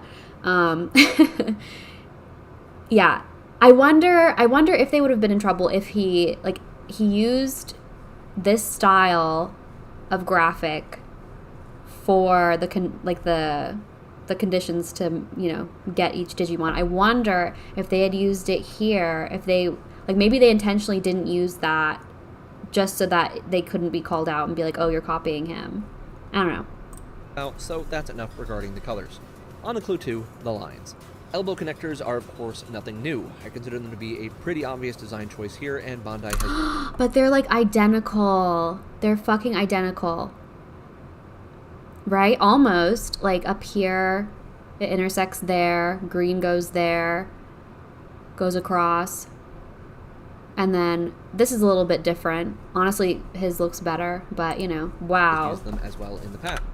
Nothing new. I consider them to be a pretty obvious design choice here, and Bandai has used them as well in the past. What's very suspect, though, and is the main thing that sticks out to me as irrefutable proof that they reference my charts, is the way I use a vertical line with all the different colors coming into it, with one line going out when there are multiple possible requirements. This specific style is pretty uniquely me, and while similar things may have been used in the past, this is completely identical to the way I chose to represent it. The last clue is how they chose to represent requirements. This one on its own I wouldn't see as an indicator of using my layout, but with the others at play, it sure seems possible. Yeah, the way it the line goes into a box and then it elbows off into the Digimon, that definitely looks exactly like how he does it, minus the graphics within the box. But I could also see it as just a logical method for laying things out. In the past, when they have done requirements inline in the chart, which was not often, by the way, they weren't side by side, nor were Joggers requirements explicitly listed like this. I can't really say the colored Joggers attributes were lifted from me, though, as those attribute abbreviations are used on the device itself, or even colored the same way. Still, all things combined, it certainly does come together like my chart did. There's definitely a few things that are unique to Bandai that I'll point out as well, with the positives being the egg being part of a chart as well as the background used. I normally keep my eggs listed at the top of the chart in a title div rather than within the chart itself, and the background being the circuits and the pendulum box is such a nice touch. though one I won't be implementing anytime soon, as I feel the gray gradient I used... He should totally copy them and use this pendulum background thingy, just to be funny. Yeah, I think their background looks really nice. offers the best viewability for my chart specifically. They also relegate a lot of information to the little box in the lower left, some of which is understandable since there are too many words to put in a chart. I rely on people clicking on the Digimon and using the FAQ to get the full story, though things like unlocking slots and indicating that there is a requirement to fulfill battles, I think look better in the chart itself. Of course, I'm also a bigger fan of visually representing the number of care mistakes and effort hearts needed, but nothing's wrong with using numbers like they did either. I think the visual representation is... I think it's confusing for people at first. And then once they understand it, like he has like a little guide in the bottom left corner, I think, that will explain the chart. And then once you figure out what each, like what the heart conditions mean and stuff, then it's easy to figure it out. But I think for Bandai's purposes, having it written out is more clear. But yeah. As I think it's important to have the numbers plainly written somewhere. I just have the luxury of using them in the pop-up details card, since mine is website and not. His website is so good. I'm sorry. This thing with the pop-up and so good, so good. An image. So yeah, it's pretty clear someone at Bandai was taking a peek at my work when creating this thing, and honestly, I love that so much. The fact that I've been able to put enough work into this that it could be noticed by the brand themselves is phenomenal. Oh, that makes me sad though, because like this is them recognizing him in a way, but then like they've never like officially recognized him, like given him a shout out or at least I don't think they have anyway, because I think they kind of avoid him because he knows too much and they don't like that. But it makes me sad that he's so excited. I mean, I'm happy for him that he's excited about this, but it also makes me sad that like he's done so much work for the community. He's really brought people together. Honestly, he's probably driven up sales for their product because his guides are so damn good. Like somebody might be like looking into Digimon virtual pets and they find this amazing guide and it's like, oh, this looks really cool. I want to buy one of these because of his fucking website. So it makes me sad that like he's never actually been officially recognized. And maybe someday they will. Who knows? Maybe someday they'll come around to him. But I think Japanese Bandai does not like him. I don't know about US Bandai, but I think Japanese Bandai does not like him. Even though they're copying him and ripping him off. I'm appreciative that I can make something like this in the first place, and that it can be widely used as a resource for fans and Bandai staff alike. But Bandai, if you are listening, hit me up. I'd love to see what we can create together. That'll do it for now, though. Hopefully this was an enjoyable look at a little bit of history of charts, my own process, and my being used as an unexpected inspiration for someone at Bandai. Do any of you have a history of staring at Digimon charts, unofficial or fan-made, from the past 2.5 decades? Which ones have been your favorite? Let me know in the comments or head to the Discord server where you can talk about charts or anything else Digimon V-Pet related. And okay, y'all, everybody go like his video on his page and comment so it gets bumped up and Bandai can see. I don't know, dude, like they need, at this point, like, come the fuck on. Before this even happened, he'd already done so much for their product. He's such a huge fan. He would love to do some sort of collaboration. Like, come on. Send him a virtual pet. Release the X3 just for Humulos, okay? Justice for Humulos. Release the X3. Yeah. All right, let me see what y'all are saying. Hardy said, I sometimes slow down the playback speed a bit with him. Yeah, I've never actually done that. I'll just go back and have to listen to what he said again because I'm like, damn, dude, your brain moves way faster than mine. They had to get something wrong so teacher wouldn't catch on. They're copying the smart kid. Dude, you're so right.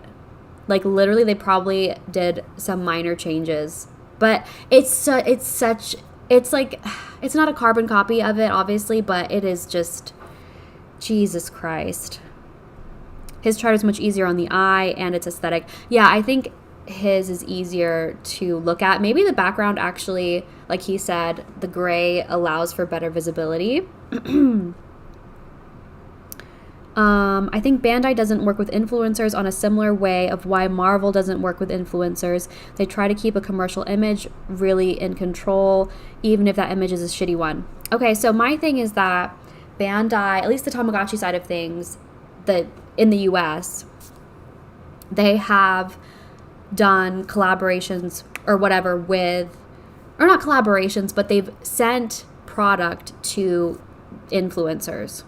I use influencers loosely. What I mean is like little YouTube channels, or, you know, our community is very small. We don't have like we don't have big influencers, right? But like if you think of like Raw Tamazone was talking with Bandai representatives in one of his more recent videos. So like, I don't know, I'm just surprised. I know Digimon, Humulos has very much pigeonholed himself into the Digimon space, and you know, the Digimon virtual pet stuff isn't as big in the US. But I'm just surprised that they never sent him anything when the Digimon boom was kind of happening. Because like it's not very expensive, and he would gladly make a video to advertise that thing that he got sent. Like, I just don't understand why they didn't ever do that.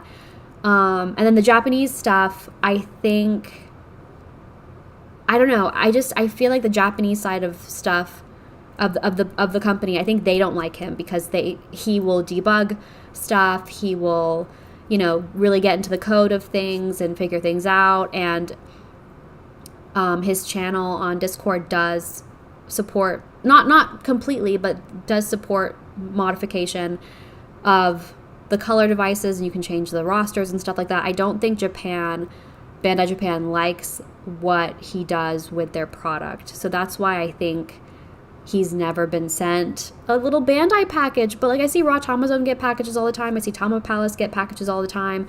Even like Tamagotchi stuff. If they sent him a Tamagotchi, he would love it. He has a Tamagotchi video right here. Oh my god, I want to watch another Humulos video now, but I don't know. We'll see. But I don't know. Just send him something, please. If you're not going to collab with him, send him something. That would be really, really cool. Send him a present. He deserves it.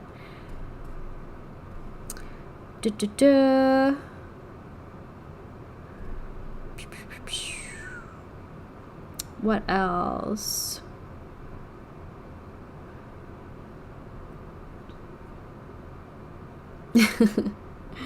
Give him his flowers, free new releases. I know, that's what I'm saying. Yes, release the X3 just for me. I mean Humulos. It can be in Japanese. I don't mind.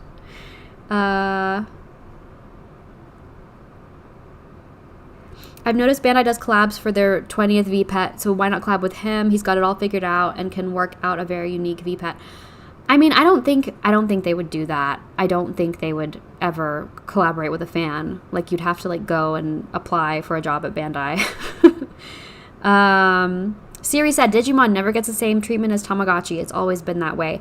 Yeah, it's crazy because the Digimon fan base is it's such a big, expansive fan base in so many different areas. Card games, figures, anime, virtual pets, digivices, so many different things, but we just don't get as much attention, at least in the West.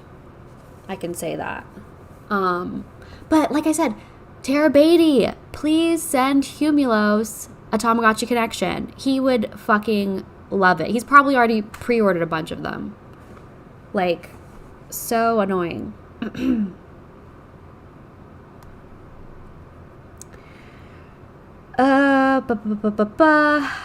Tamas are sent to YouTubers. I've never seen Digimon sent to tubers. I could be wrong. You're right. I've never seen that either now that I think about it. Because, like, back in the day, Kakujo was... I mean, he's still very popular, I think. At least his old stuff is. And they never sent him anything. Which they could have sent him a Tamagotchi, too, and he would have loved it. I just don't... I kind of feel like... And I may be projecting a little bit, but like, and I'm not a big YouTuber. I have a very small channel, but I've consistently uploaded virtual pet content. Bandai's retweeted, or they tweeted one of my images before, so I think they know that I exist. And I've never been sent anything either.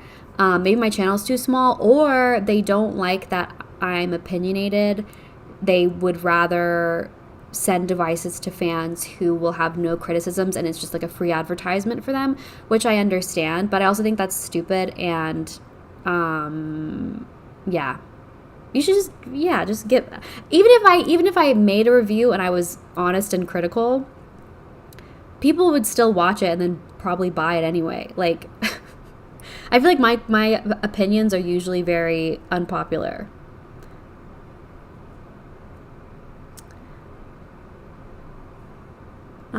Let's see. Yeah, Hardy said most companies just stick to content creators that have nothing but praises for them, sadly. Yeah, exactly. Okay,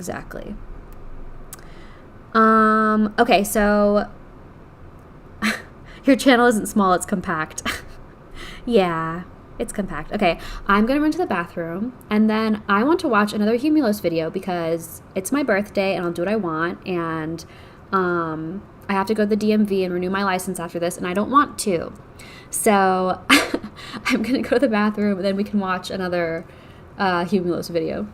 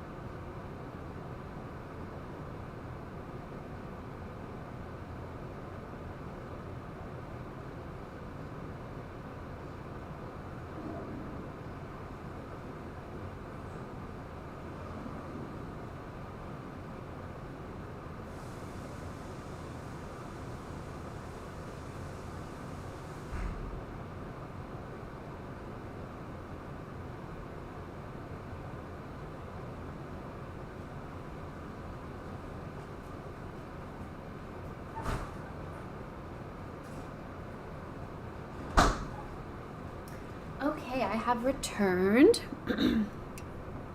Aw, thank you for the birthday wish, Smitty. Thank you. Yeah, I have returned, and now I'm gonna be drinking. I don't have any, or we're not gonna have an ASMR tea time, but we're gonna have a ASMR can opening. Wow, this can is so cold in my hand.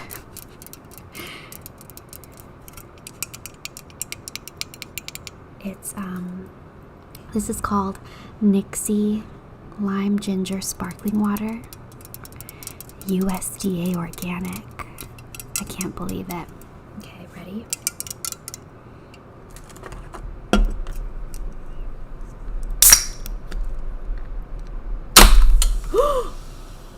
Oh my god, I just popped my nail off. Shit, no!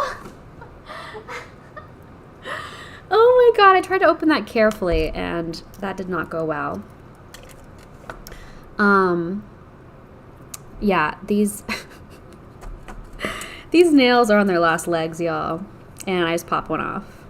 My cheap, shitty dollar store nails. Okay, anyway, let us, what am I saying? Let's watch another Humulos video.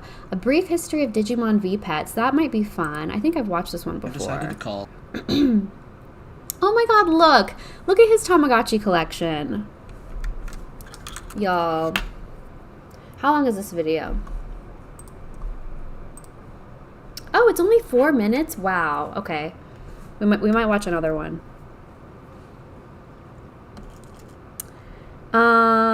Siri said, do you collect the Digimon cards at all? Digimon cards art. Oh wait, no. You meant at all, yeah. Do I collect Digimon cards at all? No. I have one on my desk right now. I have I have a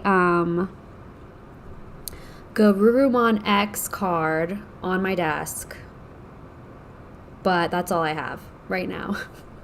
I don't know. I like the cards, and I've bought some in the past, and then I don't know how to play the game, and I just don't need something else to collect that I'm not into. So I like them, and I think I like to have like one or two, like decoratively, but I don't really collect them.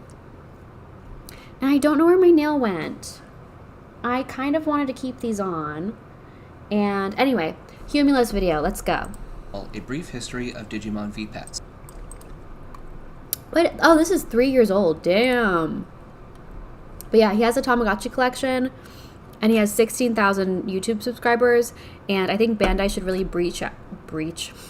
Bandai should really branch out into the Digimon fandom to get more Digimon fans to become Tamagotchi fans. So, hello. Send Humulos a Tamagotchi connection. Please. He needs one. Welcome to the first part of this new series that I've decided to call A Brief History of Digimon V-Pets. Thank you, Stephen. Oh, this is part 1. Damn, did I watch all of these? Okay, we might skip around. For that title. In this series, I'll be going over the various Digimon virtual pets that have come out over the years, including their main features, a few of the Digimon available on each, and what I think about them. Excuse me. Of course, we can't start talking about Digimon without first talking about where it came from, Tamagotchi. Tamagotchi was first released by Bandai in 1996 and was a massive success, not just in Japan, but all over the world. It was the first electronic toy of its kind, featuring a different kind of more passive gameplay than other electronic toys at the time. Unlike other toys, you wouldn't just pull this out to play with for an hour, you would play with it for a few minutes at a time, and just make sure that the little creature you were raising had its needs taken care of. Many virtual pet staples came from these devices, including feeding your pet, turning out the lights when it gets tired. God, I hate this.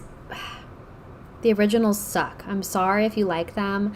I still need to give them another chance because I have a big heart, you know, and I don't like to hate things. So I have like 2 of these that were released later on. I think the quality got a little bit better, but god damn, the quality of these is just not good, especially the older ones. Tired? Playing games with it?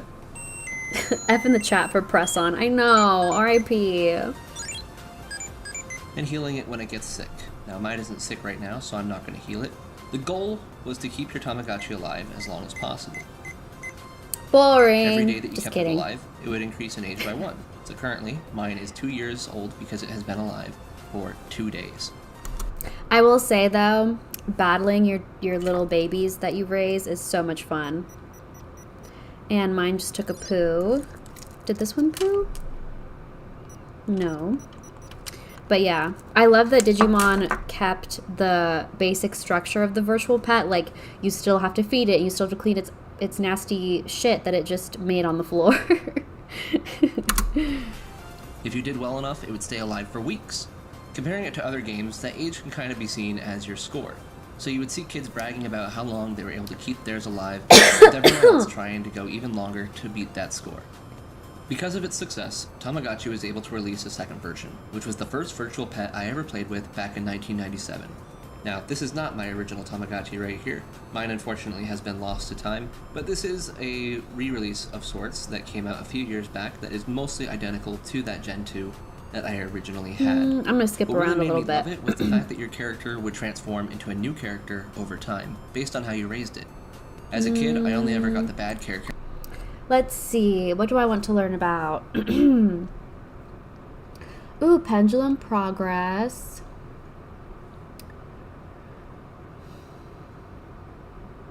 Let's just go here, and then maybe I'll skip again.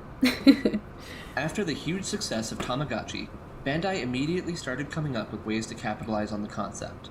As we saw last time, The Tyrannomon sprite, S tier, so good. many Tamagotchi versions would get made, but it was also decided that a spin-off series should be made that was geared more towards boys. I've always found that line of thought a bit odd, because boys definitely had no issues playing with Tamagotchi, but we ended up with something great as a result. In this second episode of A Brief History of Digimon V-Pets, we are covering... That's so true. Like, Tamagotchi was such a global phenomenon. I don't know why they thought primarily girls played with them. I think, like, as time went on, more video games and stuff were being released in the 90s, right? So maybe that is when Bandai kind of lost the attention of boys, but girls still wanted to play with Tamagotchi, maybe. And so they were like, oh shit, we need to keep up. So they released Digimon. But thank God they released Digimon. We wouldn't be here if they didn't. The OGs sound like a microwave. They literally, yeah, they do. Anyone have that Bandai V-Pet with the alien where you hold it up to the microwave for it to absorb the energy? No, but I remember those. I almost bought one. They're kind of cute. The Digital Monster, released in Japan in 1997, though outside of Japan it was primarily referred to by its shorthand name, Digimon. Instead of raising cute little blob characters like you did with Tamagotchi, Digimon was all about raising monsters who live on File Island to take into battle against your friends. Now, this device here is my original digital monster, which I believe I got in 1998, if my memory can be trusted that far back. As you can see, it's taken a beating over time, but oh my it god. still works. That thing is still kicking. That's The interface crazy. is almost identical to the Tamagotchi. I don't know. I don't think that when Bandai designed these, they designed them with this amount of longevity in mind. I think clearly they didn't want, it's a pocketable device for children. So I think that they tried to build them as, sturdy devices that aren't going to get completely destroyed in a few days. But it's amazing that the devices from the 90s are still working now. It's crazy. With a 32 by 16 screen, 8 icons, and 3 buttons. But it uses a landscape orientation, has a broken cage to really emphasize that you are a tamer, and has these very important connectors at the top. This was how you would connect to other devices to battle, and it's how modern Digimon V-Pets still communicate to this day. Meaning I can fight this device against this Digital Monster version 20th, released in 2017, with no issues. Oh, I love that. The backwards The battle compatibility aspect is was a really so cool good. touch, and definitely gave you motivation to raise something strong enough to beat your friend's Digimon. Not all Digimon were equal either, so certain Digimon would be more likely to win than others. When it came to raising, you still had feeding, healing, cleaning poop, and sleeping, but playing and happiness were replaced with training and strength. The first Digital Monster version featured a game called Shadow Boxing, where you would guess whether your shadow would block high or low. Oh, I didn't know it was shadow In this boxing. case, the shadow went high, so I chose to go low.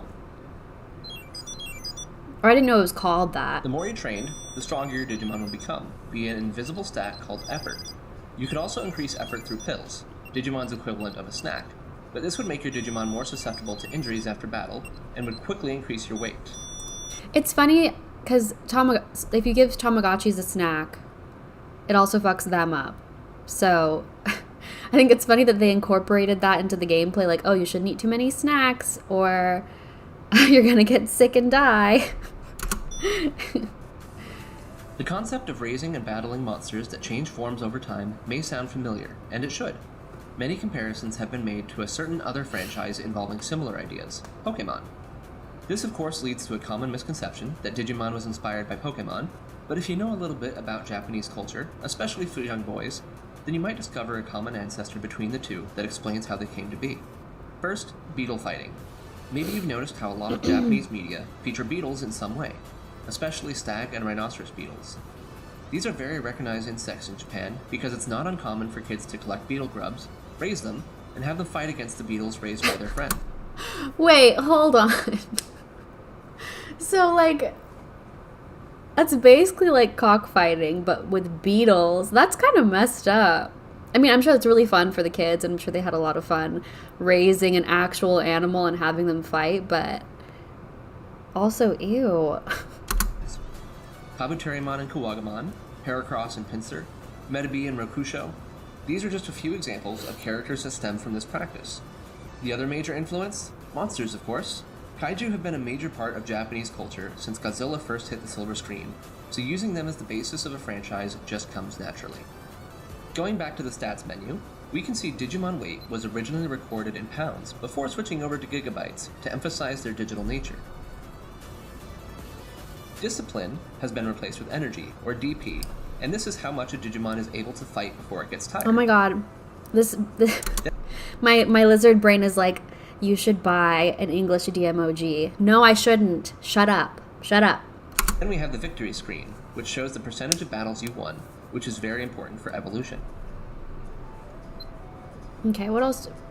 One small improvement that made a big difference was the rearranging of the icons.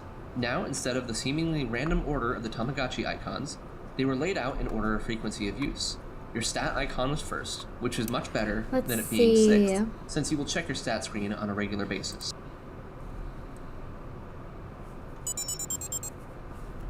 Production of new Digimon virtual pets would be placed on hold for a while, so that Bandai could focus on selling Digivices to coincide with the show instead.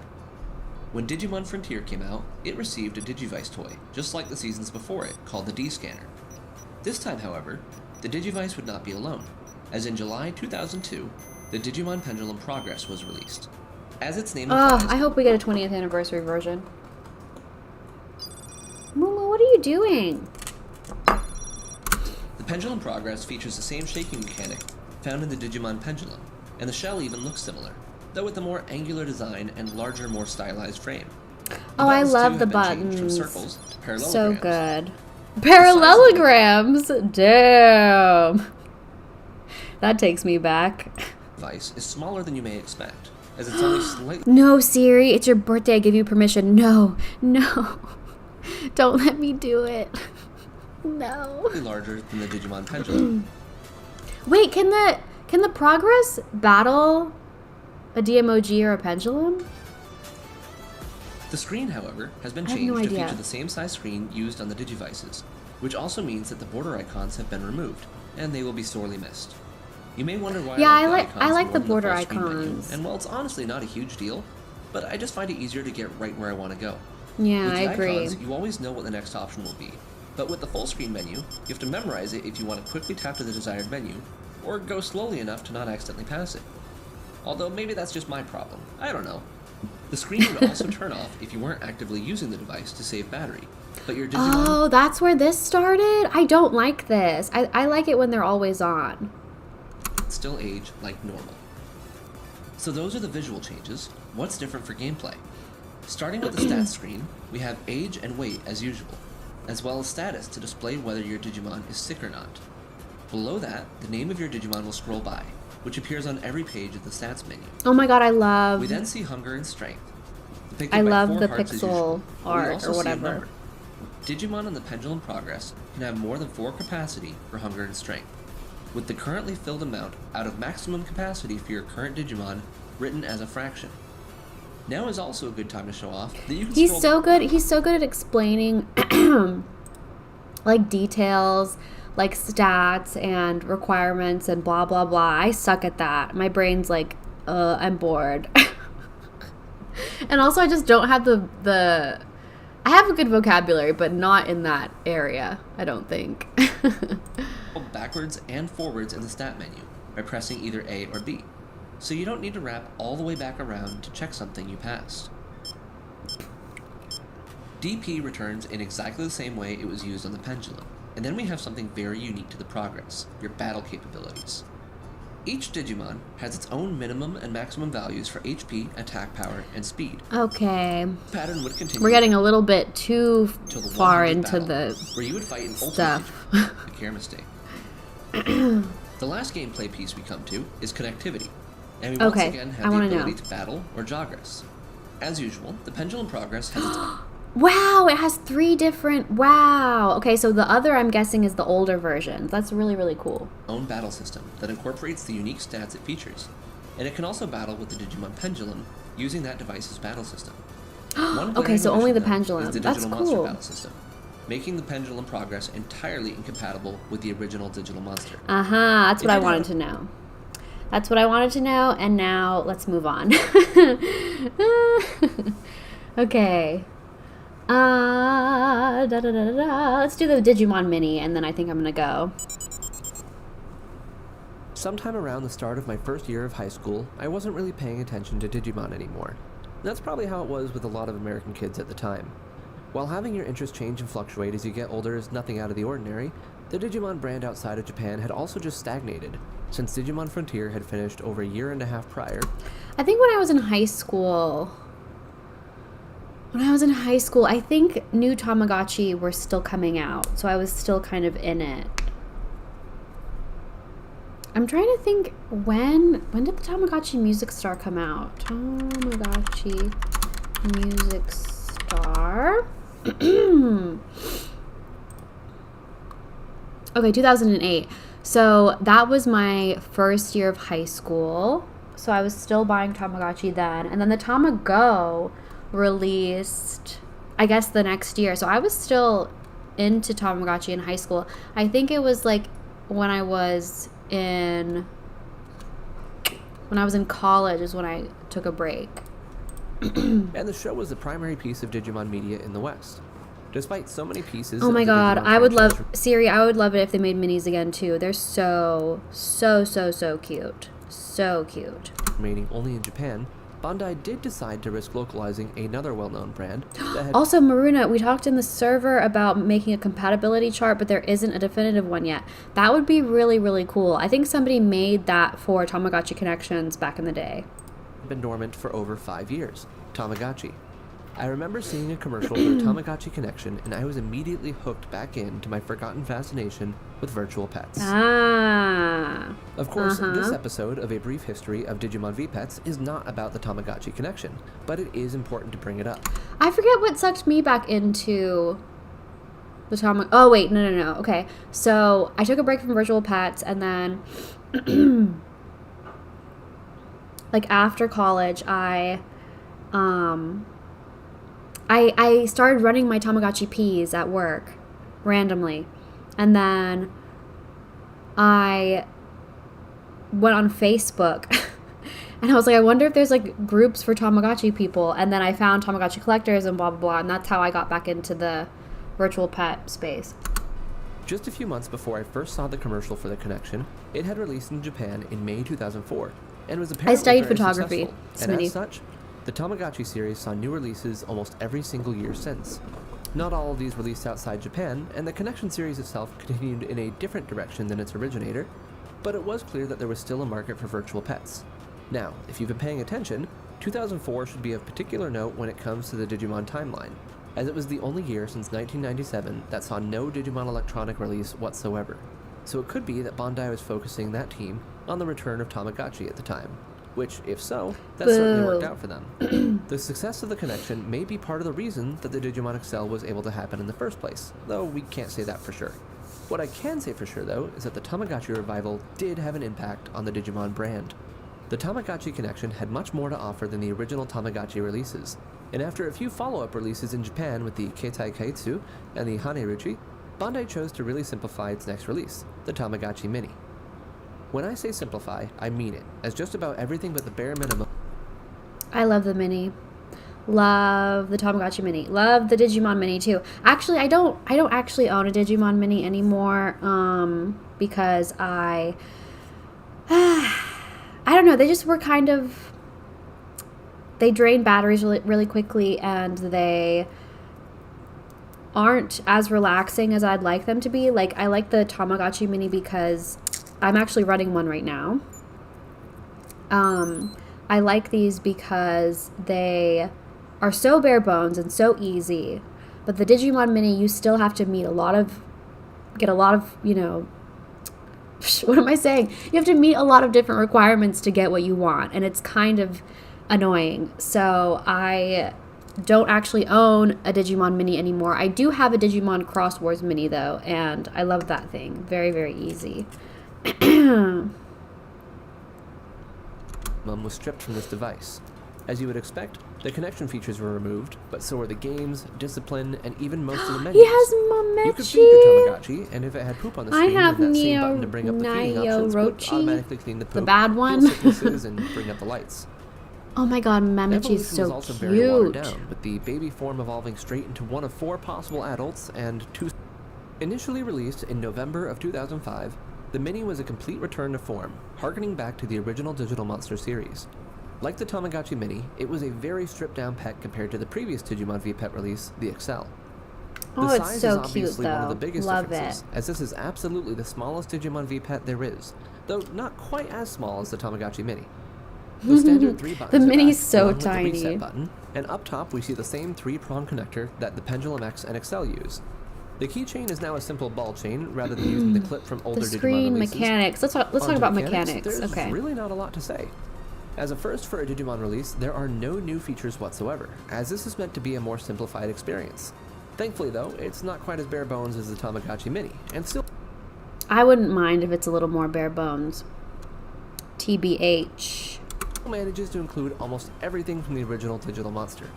There is no stats menu this time around, so you don't have any way to know what your Digimon needs beyond just feeding it until it gets full. Pressing the A button when it has no needs will bring up that menu, so you can give it food to prevent hunger care mistakes or pills to strengthen it. There's no need to worry about regularly giving it pills though, as the Digimon and the Mini don't require strength to stay healthy. I'm kind of bored. No offense, Humulos. This is actually very great, very comprehensive, beautiful video. It's like 12:30. I think I have to go. But this stream turned into a Humulos appreciation stream. But I mean, honestly, Humulos is a very cool dude, and he does a lot of cool things, and I appreciate those things. So I don't mind the stream moving in that direction. But justice for Humulos, release the X3 and send him one. Or we're gonna harass you on Twitter, Bandai. Just kidding. Nobody harass Bandai on Twitter. I don't think anybody would, but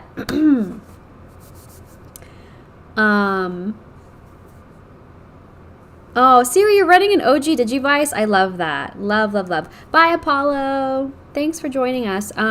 So Digimon Virtual Pets are awesome, and go buy one before it's too late and things are too expensive, because that would suck. But yeah,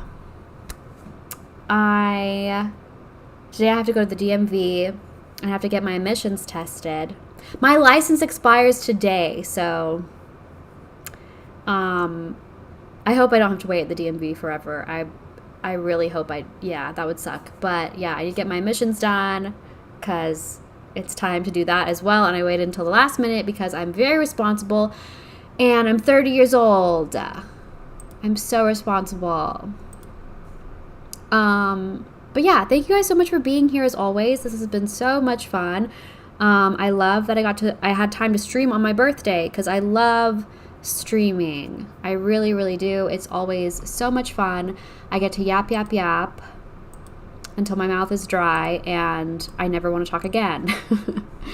And yeah, just so much happening in the community. And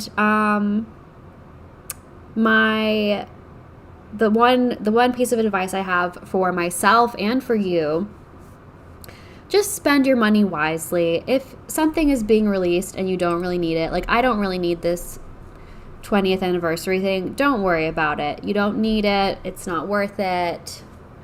Things always look better than they actually are. Or not always, but sometimes, right? Like, yeah, so just spend your money wisely. Don't go crazy.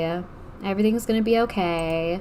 Bandai, if you're listening, release the X3 in English, please. That would be so baller. And make sure you send one to Humulos because he deserves it.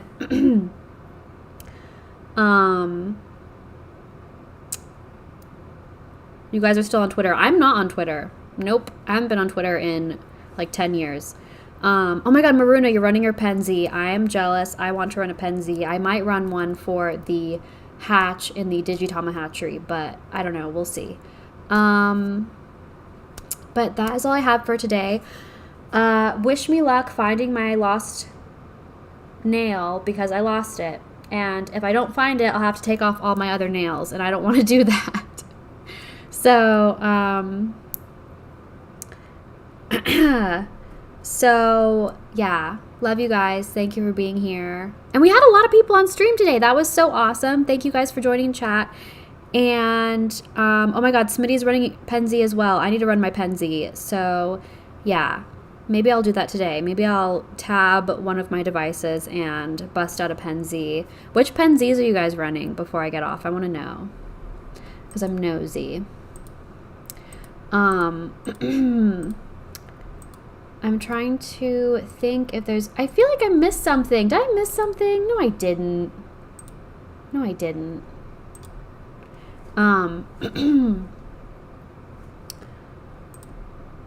Did I? No. Just the X3 is so expensive now. It's so stupid. But, yeah. Ooh, Virus Busters and Nature Spirits. Nice. I think the hatch right now is Deep Savers and Wind Guardians, and I can't pick which one. I can't pick which one I want to do. I only have that in Deep Savers. Currently hard to find them for a fair price. I know. It is. It's rough out there. So protect your wallets. Protect your sanity. And I will see you guys in the next one. I don't have any ideas for another Digimon stream yet, but I'm sure I'll have one soon. But if you have any ideas, shoot me.